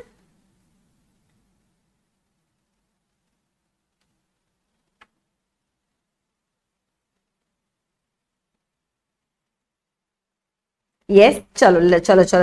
Let's go ahead. Okay. So here my para number 2 gets over. What was para number 1? Para number 1 was permanent transfer or disposal of business assets on which ITC was claimed. Second one was supply of goods or services between related persons, distinct persons, or establishment of distinct persons done in the course or furtherance of business. But both, para 1, para 2 is done for zero consideration. Then para number 3, okay, very, very important.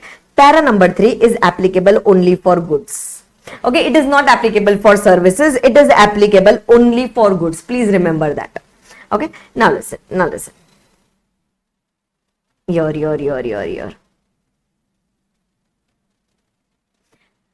Now, let's say there is a principal Okay, principal agent definition we have already done. Let's say there is a principal. Principal wanted to supply the goods to a customer, to a third person.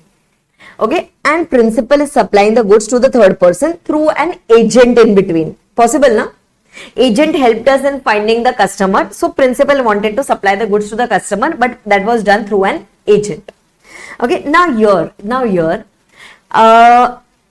please try to understand which transaction will be considered as supply of goods.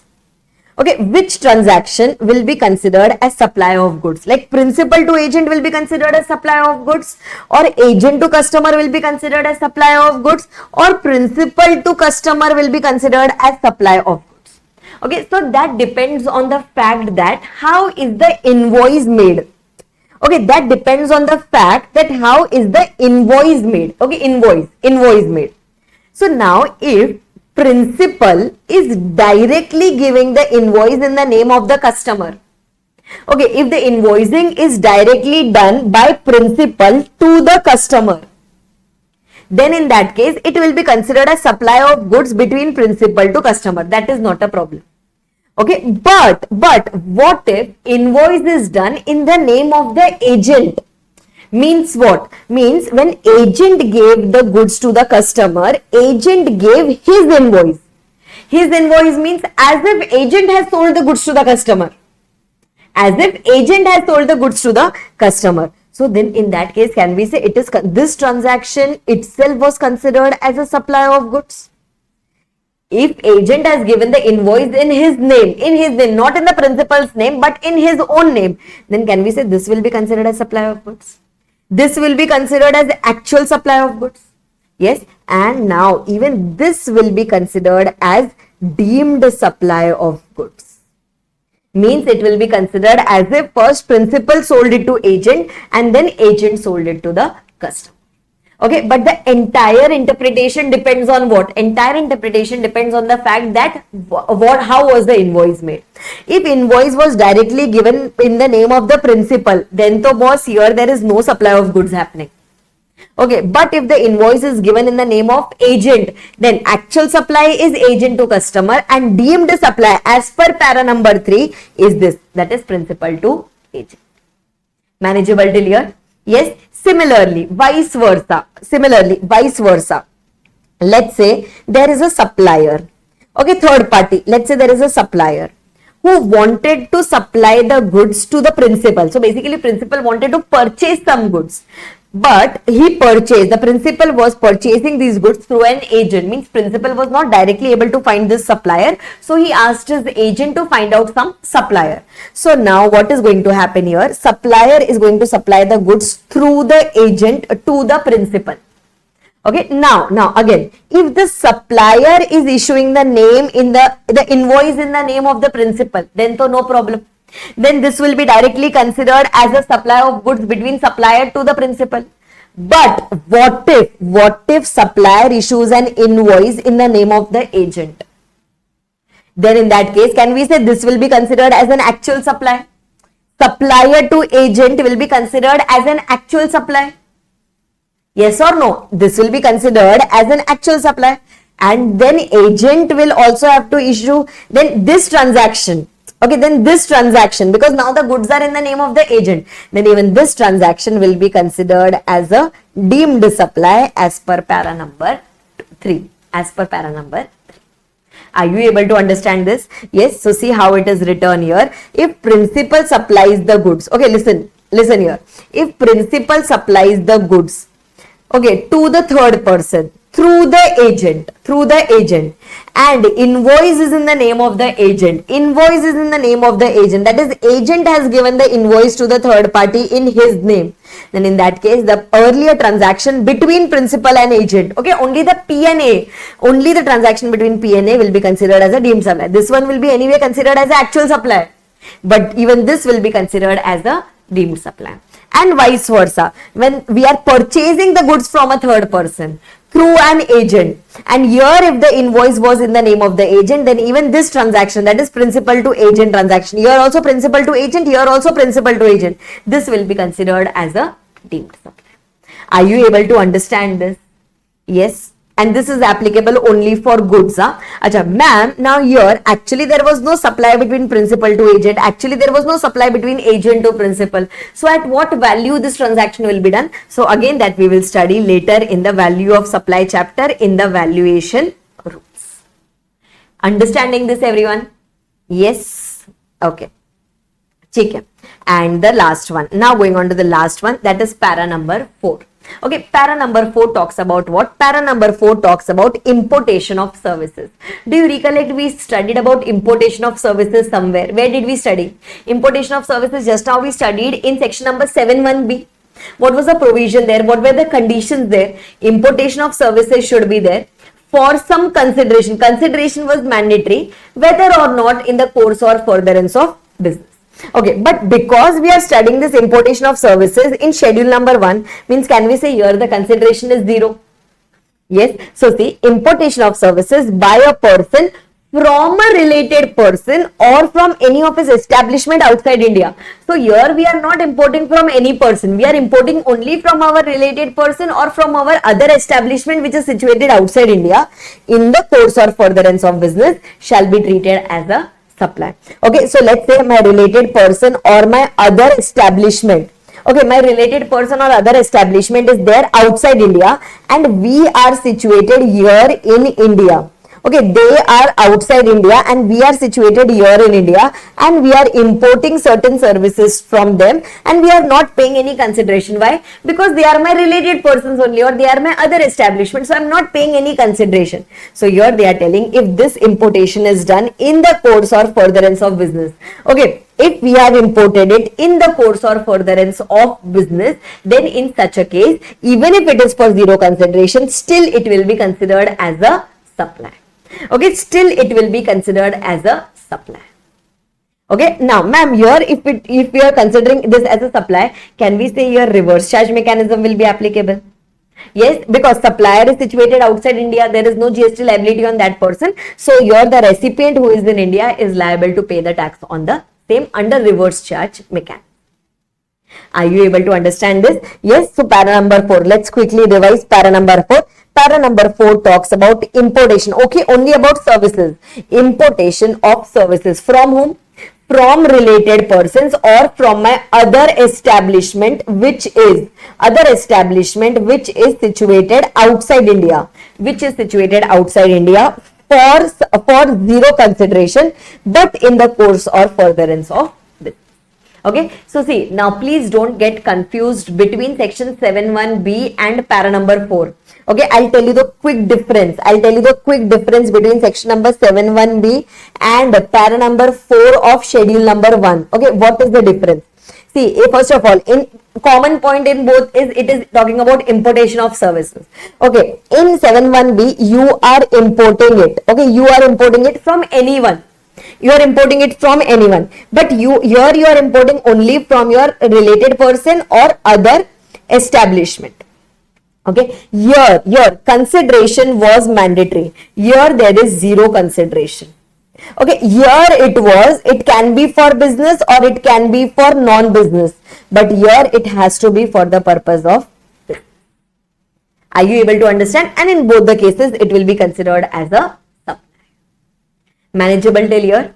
Yes. See, always remember, I have told you this earlier also. Now again I am telling you, whenever you see no consideration, always directly jump to schedule number 1 and see if you are falling under any of the 4 paras. Only if you are falling under any of the 4 paras of schedule number 1, then only it will be considered as a supply. Okay, for all the other supply provisions that we have studied earlier, that is 7.1a, 7.1AA, 7.1b, in all these 3 sections earlier, consideration was mandatory. Are you able to understand this? Yes? Okay. See now, what are they telling us? Now we have got a summary. Okay, everyone here, summary of importation of services. Okay, if you are importing some services with consideration means we are talking about section number 7.1b. Okay, without consideration means we are talking about schedule number 1 and para number 4.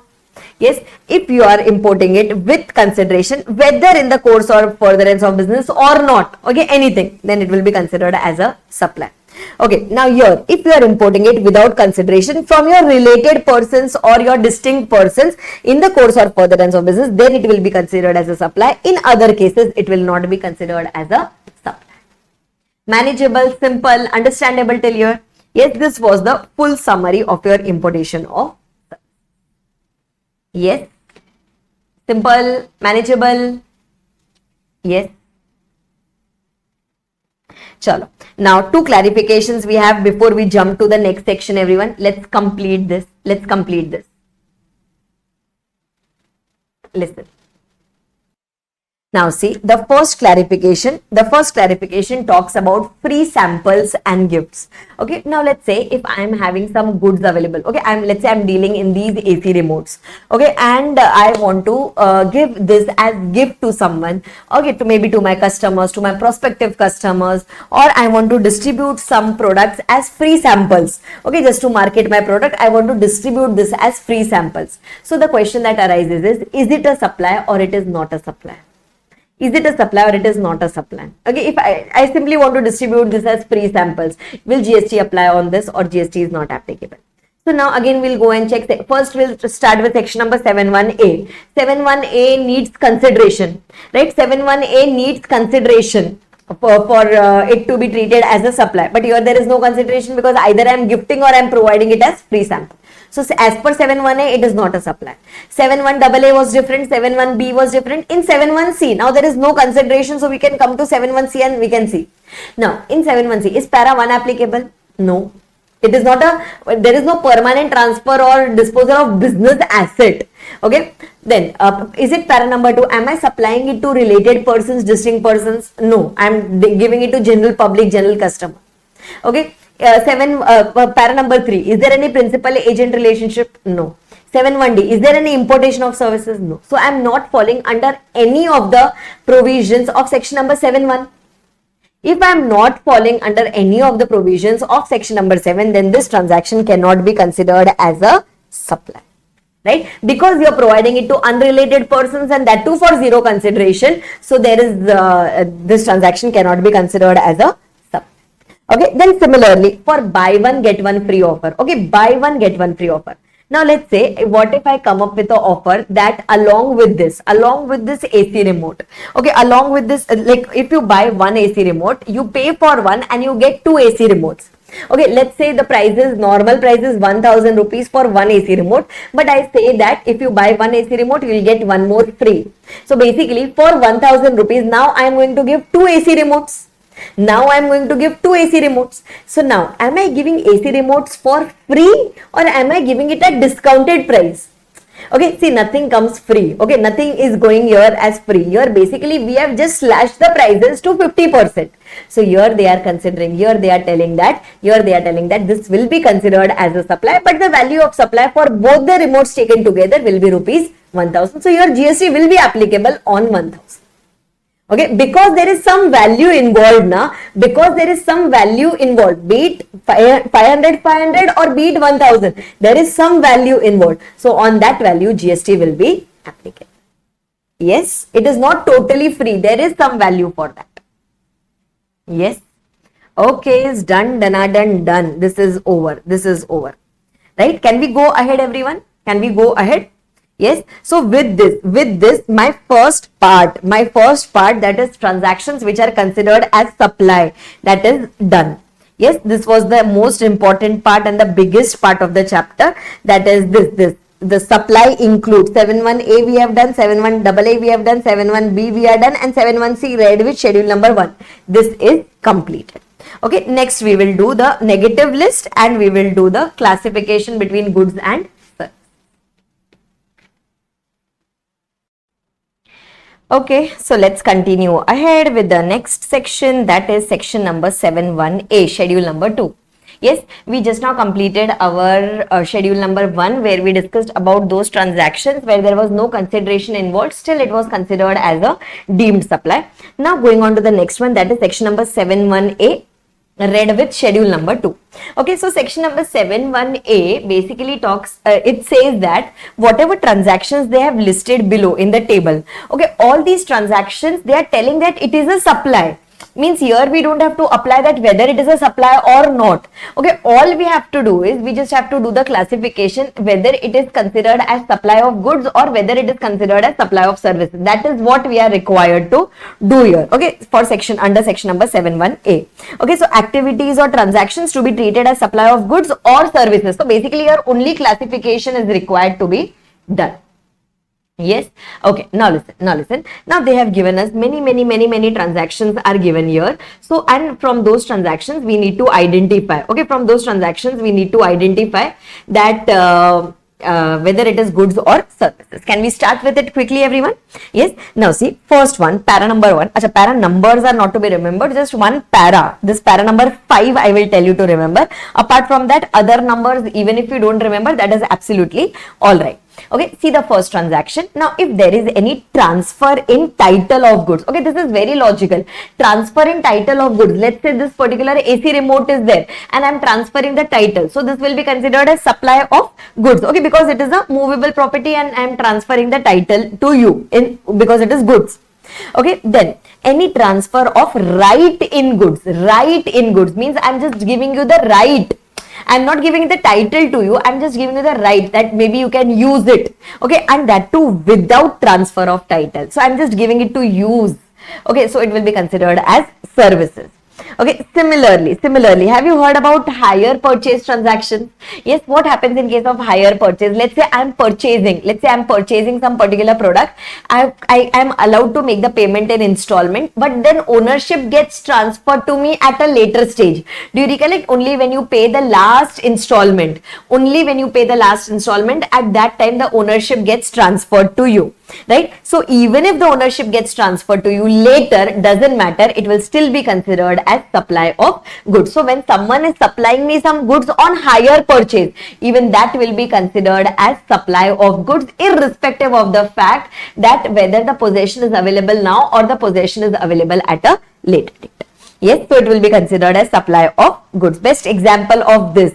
Okay, see this, property in the goods shall pass at a future date. Means property will come in my name at a future date. So that will be considered as supply of goods. Yes, okay, next one. Now the next one, that is land and building. Okay, land, do you recollect about this thing, immovable property we had studied in the definition of goods and services? Yes, so land and ready building I had told you. Okay, land or ready building, okay, fully constructed building. So that is considered as immovable property and that was not considered as goods. Okay, so buying of land, selling of land, buying of a building, selling of a building is not considered, that is outside the purview of GST. But what if a land is given on rent, on lease, etc. Building is given on rent, okay, or we have given a license to someone to occupy the land, etc. So in those cases, rental is a service, right? Rental is a service. So any lease, tenancy, easement, license to occupy land, that will be considered as supply of service. Okay, then treatment or process. Now let's say I am giving you this particular product and I am telling you to treat this or to further process this. Okay, or let's say I am giving you this particular remote without this cover and now I am telling you, can you please make the cover and can you please attach it to the remote. Okay, so in that case I am not transferring the ownership of the goods to you. I am just giving the goods to you so that you can work on the goods and give it back to me. So again you are providing me some services. Okay, example, job work services. Job work. Okay, let's say I'm giving this particular dress to a particular tailor, for example, and I'm telling him that can you please do some work on this or can you do some embroidery on this and can you return it back to me. So in such cases, I'm not transferring the ownership to him, right? He's going to do the work, he's going to perform some services on it and then he's going to return it back to me. So that will be considered as supply of services, right? Okay, then after that, the next one, that is transfer of business assets. Okay, transfer of business assets. So now, if there are any some business assets which are transferred or disposed of by or under the instructions or directions of the persons carrying on the business, so as no longer to form part of those assets. So basically, when I am transferring my business assets, okay, let's say iPad was my business asset, motor car was my business asset. Let's say if I am transferring this to any other person, then that will be, I am transferring the ownership now, so that will be considered as supply of goods. Okay, another one. Let's say I am giving it to someone. Okay, it was my business asset. Okay, we are talking only about the business assets. Huh? It was my business asset and I am giving it to someone for using it. Okay, example, company gives assets to the employees to use it. Now, company gives laptops, etc. to the employees to use it, or any other, let's say mobile phone, etc. to use it. So that will be considered a supply of services. Okay, employer-employee was just an example. Otherwise, normally, if I am holding some business asset and I am giving it to someone else for privately using it, so that will be considered a supply of service. See, where ownership gets transferred, it will be supply of goods. Where ownership is not getting transferred, it will be considered a supply of services. Okay, now see, please try to understand this one. This one is a very nice point. Goods which are forming part of assets of any business carried on by a person who ceases to be a taxable person. Okay, who ceases to be a taxable person. Do you recollect yesterday we had studied the definition of taxable person? Taxable person was a person who was either a registered person or a person who was liable to get registered. But now that person is ceasing to be a taxable person, means either he is going to get himself unregistered, means he is no longer there under GST, and that person was having some goods with him, shall be deemed to be supplied by him in the course or furtherance of business immediately before he ceases to be a taxable person. Okay, now let's say I am having some stock left with me. Okay, I am having some stock available with me. As of now, I was a taxable person.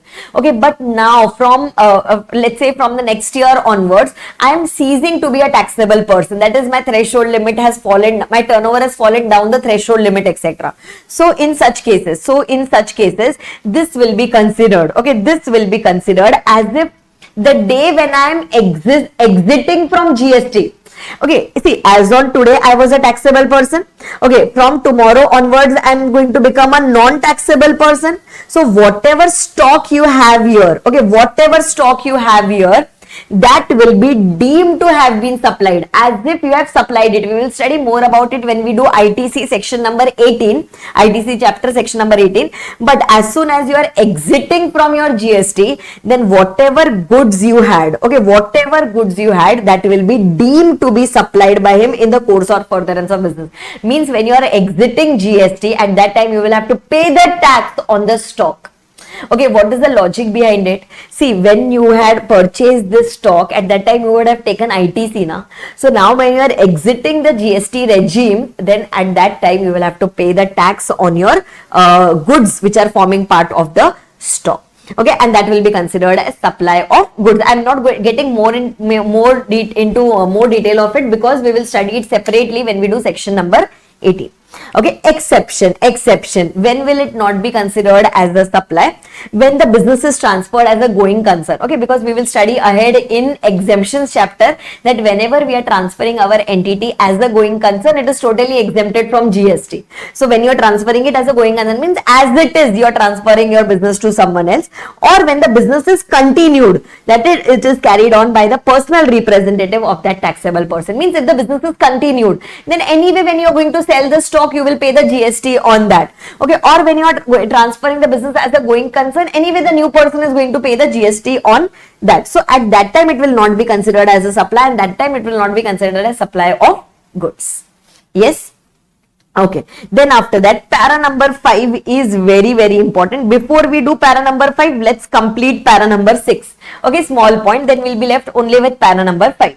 Okay, let's start with it. Now, para number 6 talks about two specific things. One is works contract services and the other one is restaurant and outdoor catering services. Okay, now these two already had issues in the old indirect tax system. Okay, that is restaurant. Okay, there was no proper interpretation as to should it be considered a supply of goods or supply of services. Now, when you go to a restaurant, they serve you food. Okay, they give you food and they also provide you services. Like if you call for water, they will give you water. If you call for one extra dish, they will give you one extra, whatever. So basically goods is also involved and services is also involved. So GST law when it came, it gave a clarification, means it was very clear. It was already very clear that restaurant and catering services, even if it has goods as well as services, then too it will be considered as services only. Okay, then too it will be considered as services only. Okay, another thing is about works contract. Okay, another thing is about works contract in relation to an immovable property. Okay, let's say I want to get a building constructed. Okay, and I appoint a person and I tell him that you please bring the material and you only bring your labor and please construct this building.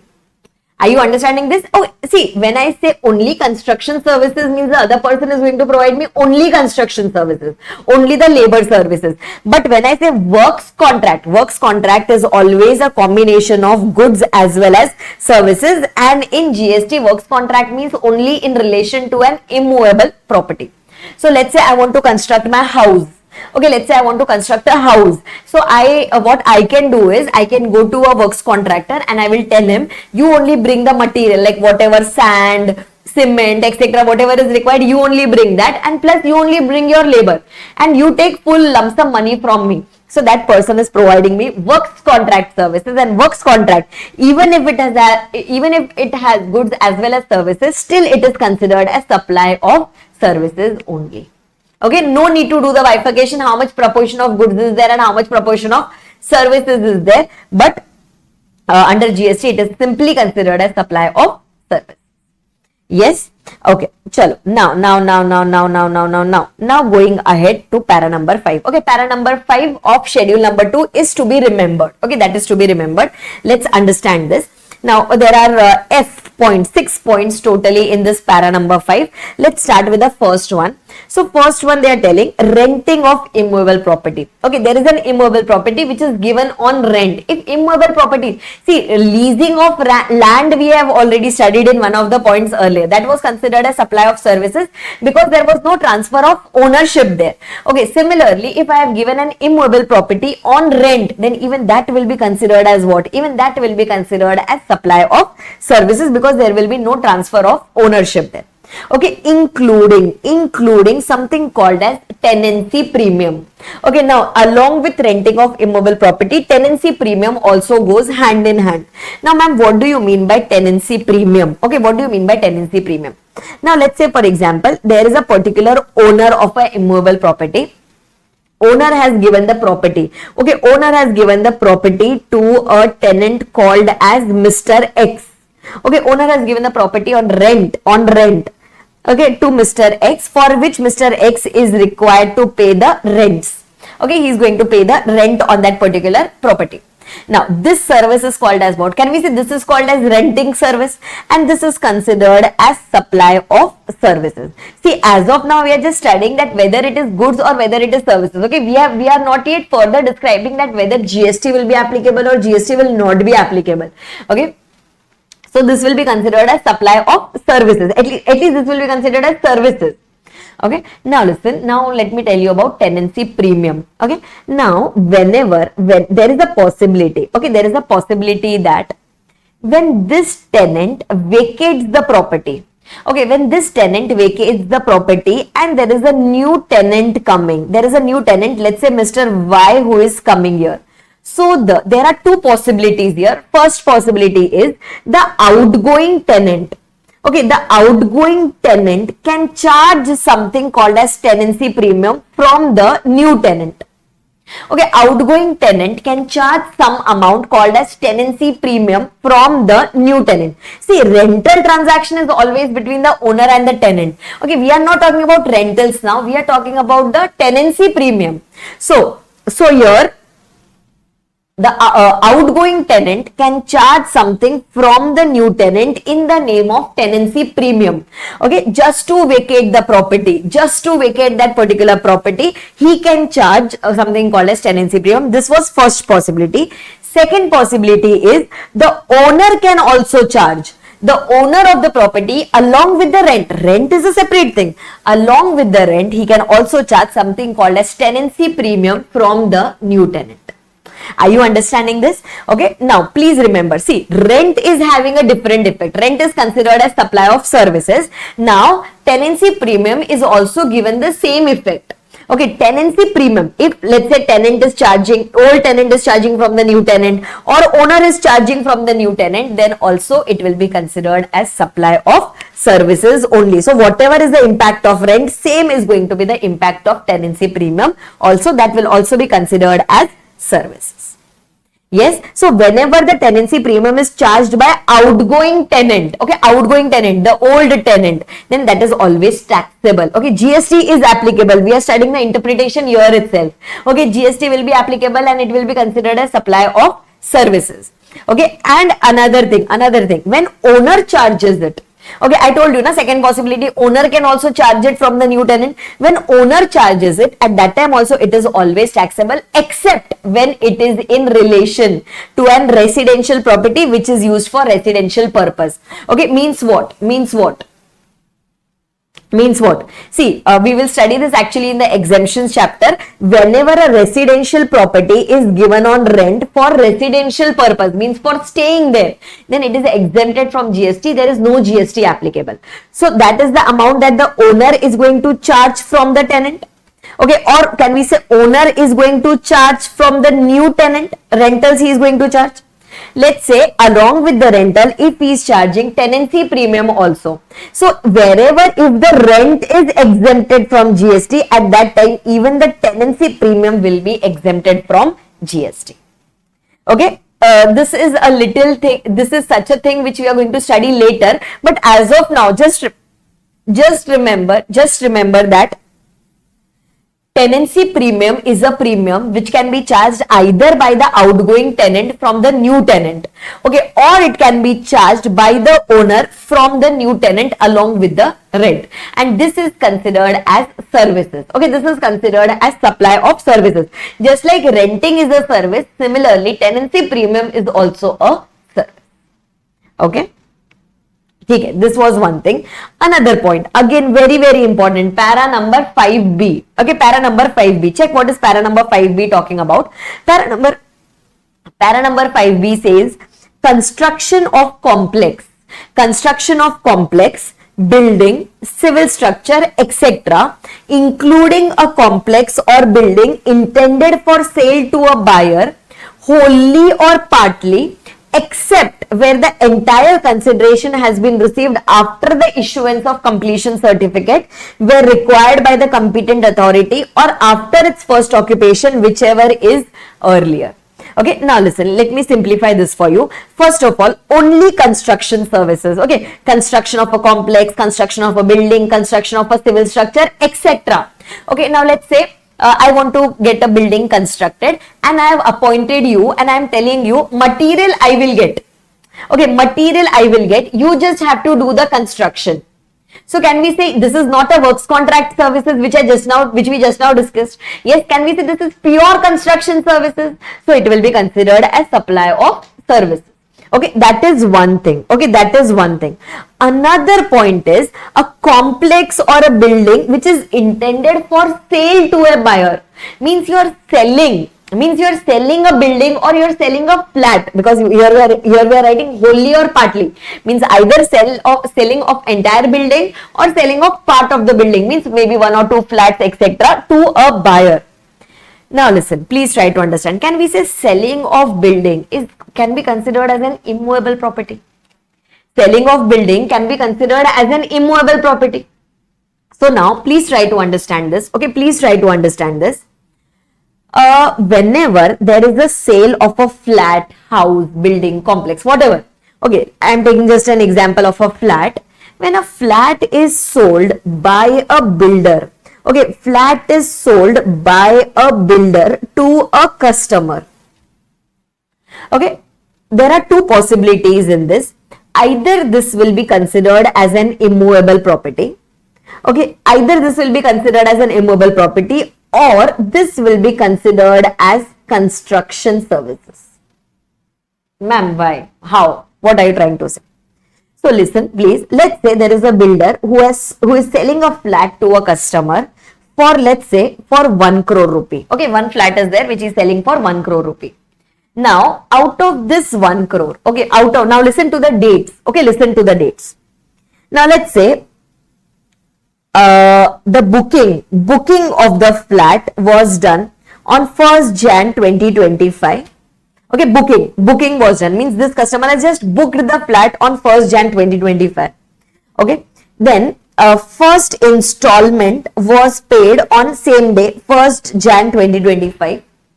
Then the building construction was going on. So basically booking was done of an under construction flat. Okay, it was done of an under construction flat. And then the completion of the building. Okay, completion of the building, let's say it happened on 31st December 2025. Okay, completion certificate from the authorities, okay, competent authority. Completion certificate was received on 5th Jan 2026. And then we paid the final installment of, let's say, 10th Jan 2026. Okay, let's say this is the scenario. So now here, can we say some consideration? Okay, think from this person. Have we paid some consideration before completion certificate? Completion certificate is here. Completion certificate is 5th Jan 2026. Have we paid some amount before that? Yes, we have paid some amount before that. We had paid something in the last year itself.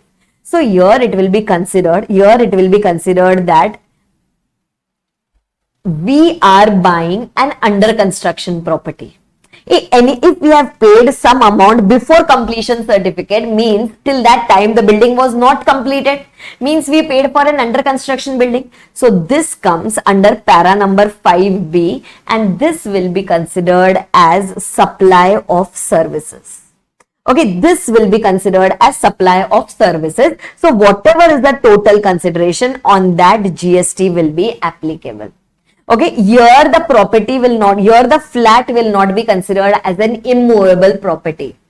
Okay, why it will not be considered as an immovable property? Because this will be considered as if you have availed construction services, because while the property was under construction, at that time you have paid for it. So it will be considered as if you have availed the construction services, and that will fall under para number 5B, and that will be considered as supply of service. Okay, ma'am, what if we are buying a ready-made flat? Okay, ready-made flat means what? Ready-made flat means, let's say, the building was under construction. Then the builder received the completion certificate from the authorities on 31st December 2025. And then now I am paying the consideration for that. Okay, earlier I did not pay a single rupee also, but now I am paying the consideration. Let's say in the year 2026, I am going to pay the consideration.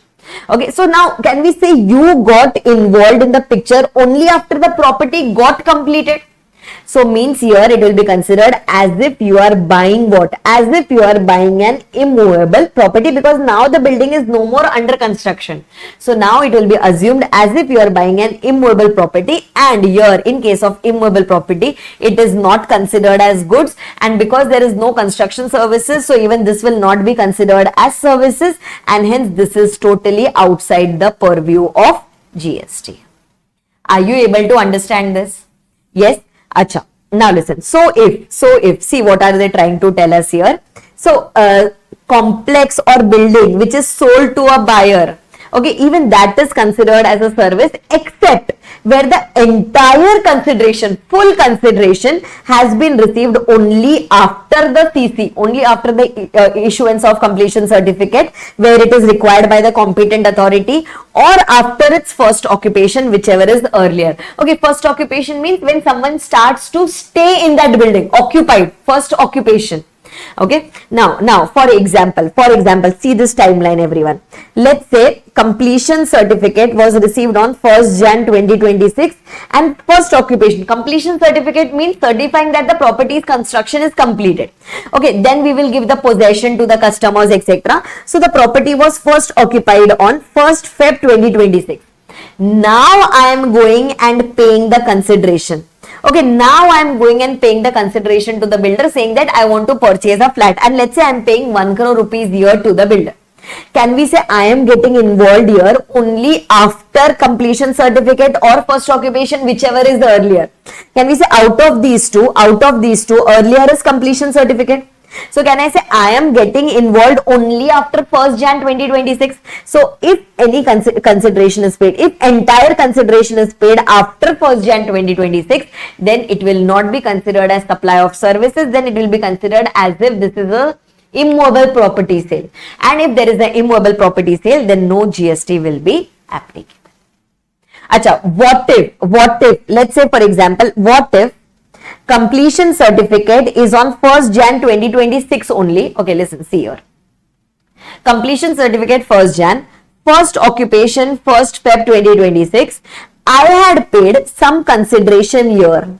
Okay, let's say I had paid 1 rupee of consideration here, and balance 1 crore minus 1 rupee I am going to pay here.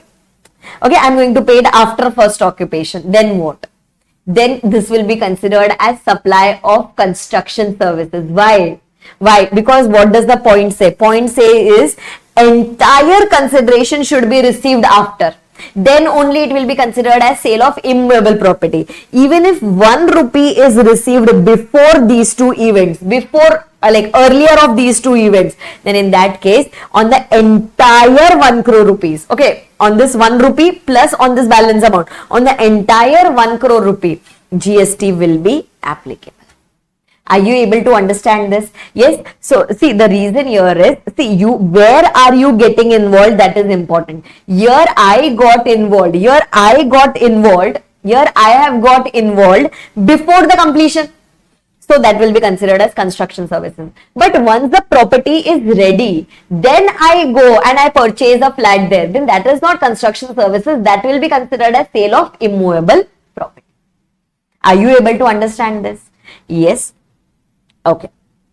Chalo. So this was one point. Acha, another thing. Acha, sometimes it happens that, at least in Mumbai, etc., it happens that whenever you go and purchase a property, okay, then generally they charge something extra for some view.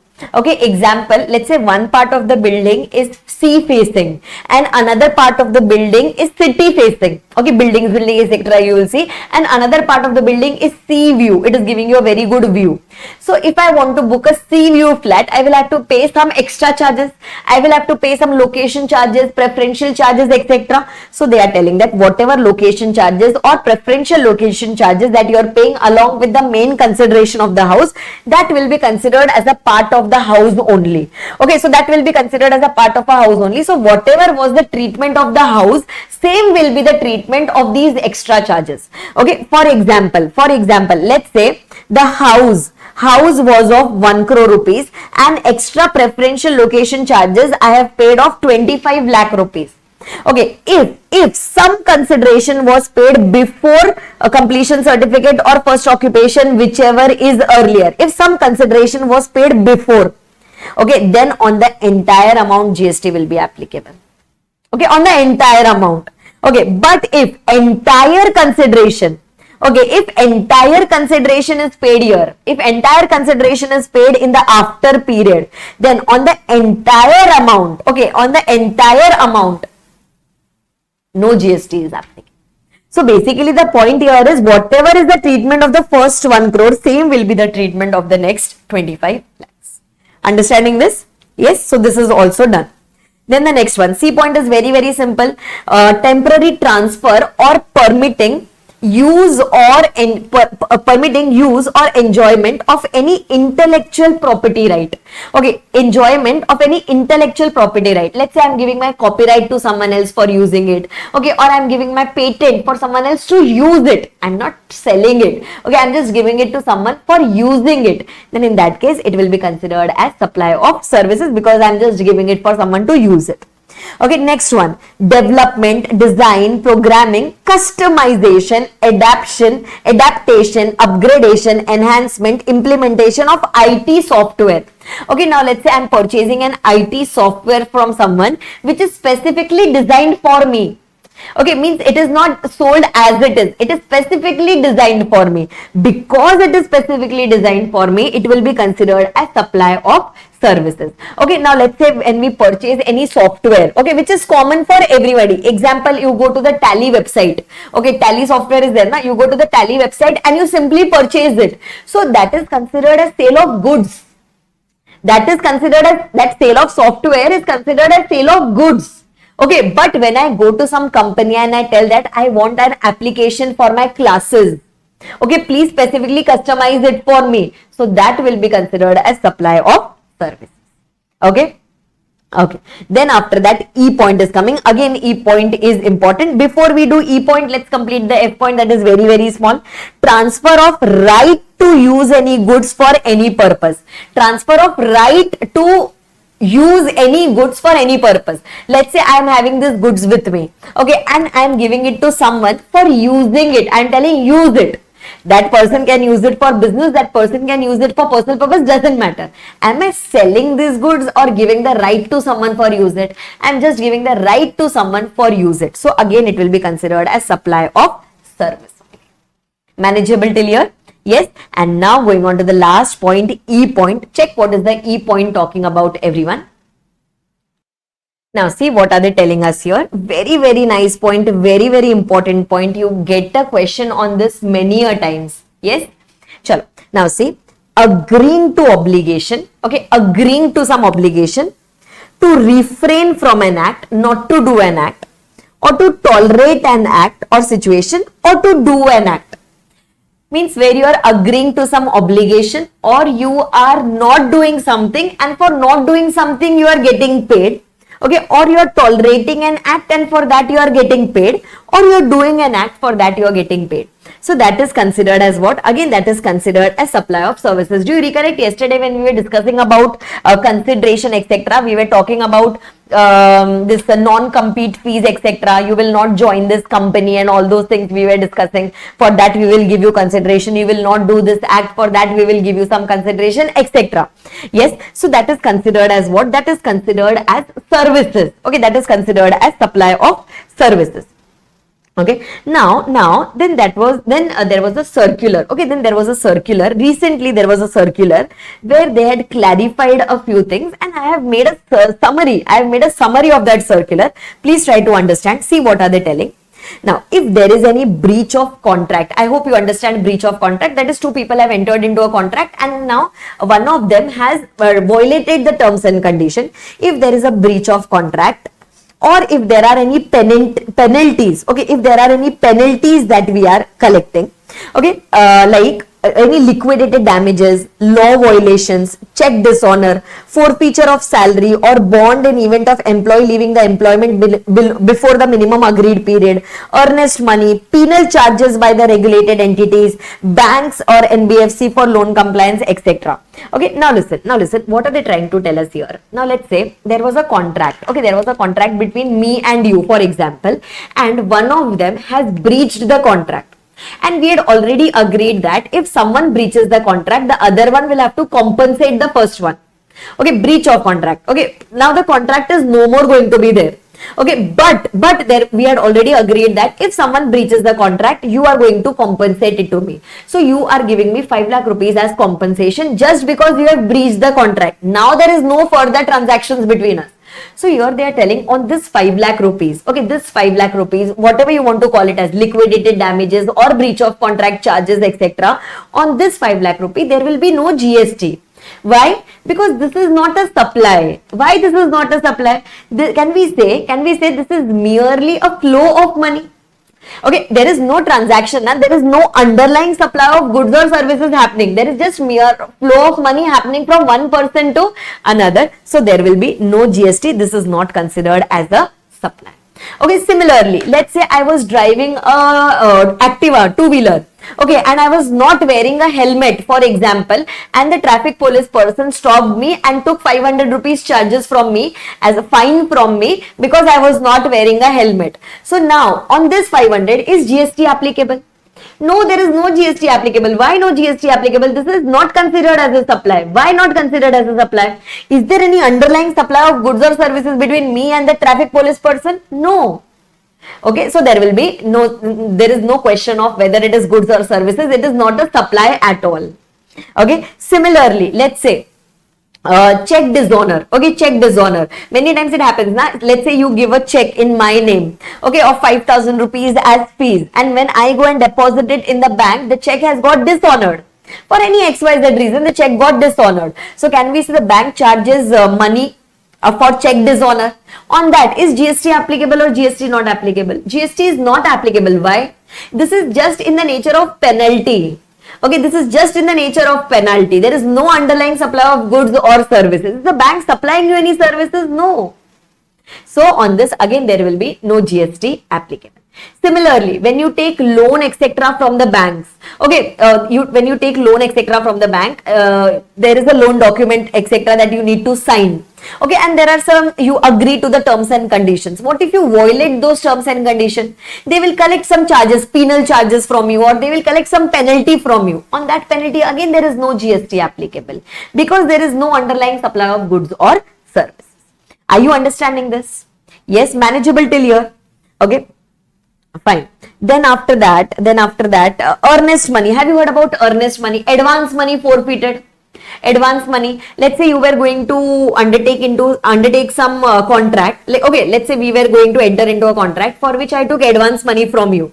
Okay, and I told you that if you violate the terms and conditions, or if this contract does not go ahead, this advance money I am not going to give it back to you.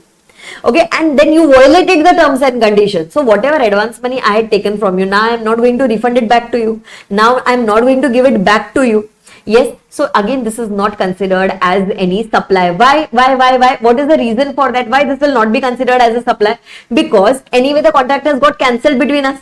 So there is no further supply of goods or services between us. So there will be no GST applicable on this. Yes, this is what was explained here. Okay, this penal charges charged by regulated entities, banks and NBFC for loan non-compliance. This was tested in the May 26 examination. Okay, this was a new point and this was tested in the examination. So this is not a supply. This is not a supply. Yes. Okay. If you want to write in your textbook, then please write. Please write it there. Here there is no further supply of goods or services, or there is no underlying supply of goods or services, hence no GST.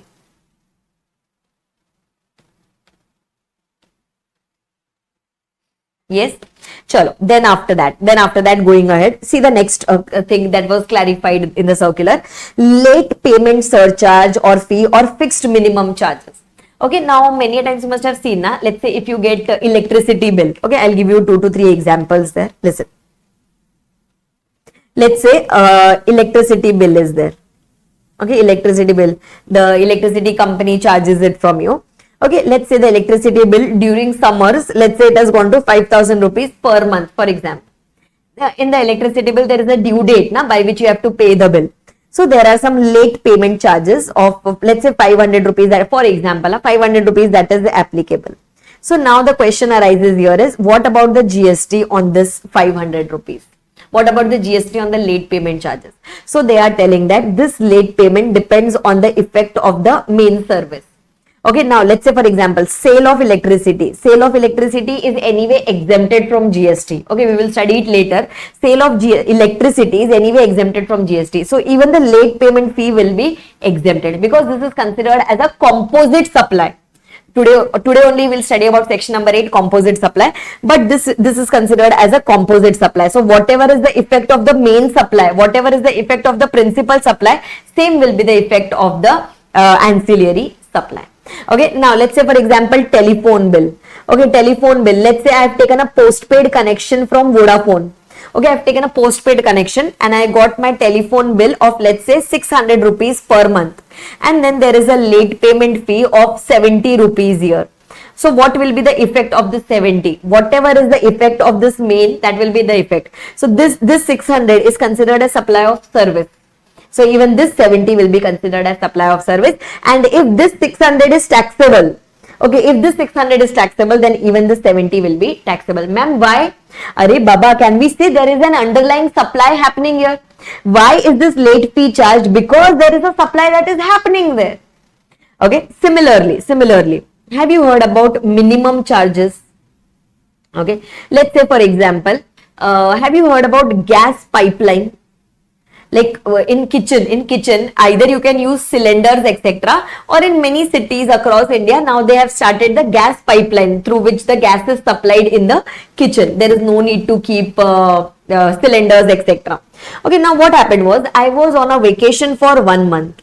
Okay, I was on a vacation for 1 month, nobody was there at home. Okay, but still when I got my gas pipeline bill, okay, in that minimum charges of 100 rupees were there. So now what is the effect of this 100? Will this be considered as a supply? Answer is yes, this will be considered as a supply. Why? Because the gas pipeline company or the gas company was doing the supply, we did not use it. Can we say my connection is still intact? My connection is still intact. There is still a supply between us. Yes, so here this 100 will be considered as supply of services and this will be taxable unless specifically exempted later on. But this will be considered at least as a supply. Are you understanding? Did you understand the difference between the above one and this one? In the above points that we studied, the breach of contract, liquidated damages, etc., there was no underlying supply at all. There was no contract at all. Hence, it was considered as a mere flow of money and hence no GST was applicable. But here there is a supply that is happening. So, that will be taxable.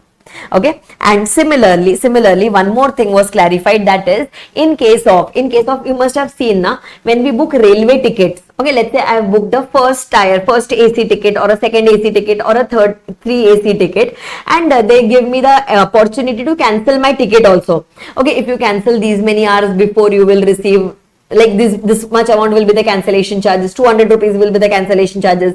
If you do it in the last 48 hours, then 300 rupees will be the cancellation charges.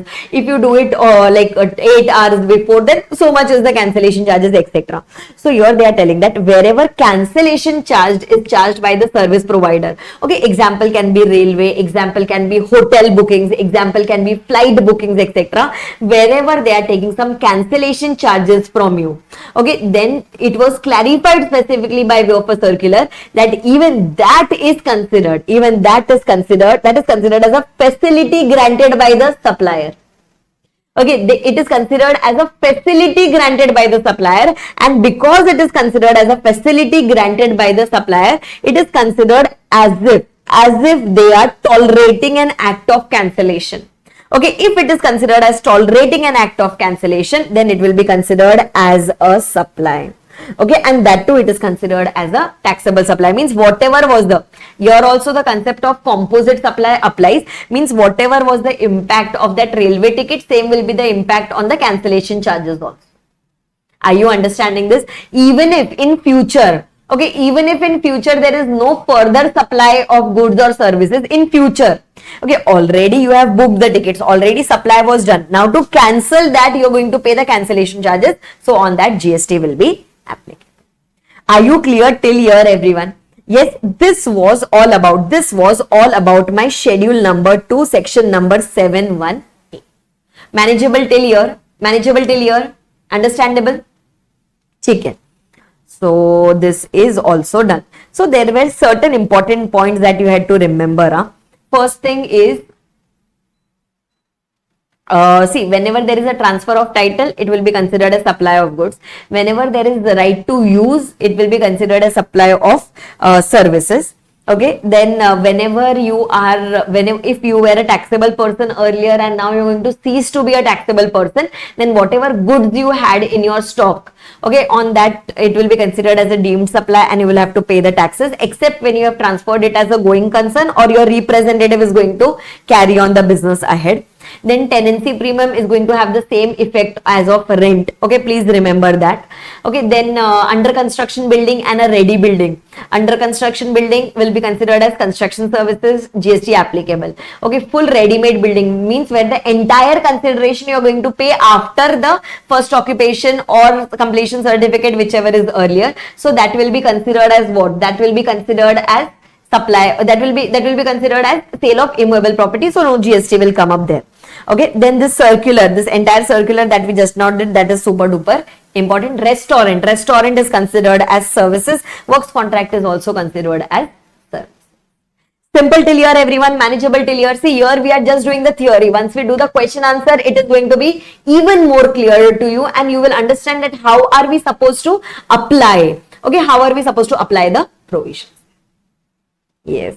Okay. ठीक है. चलो.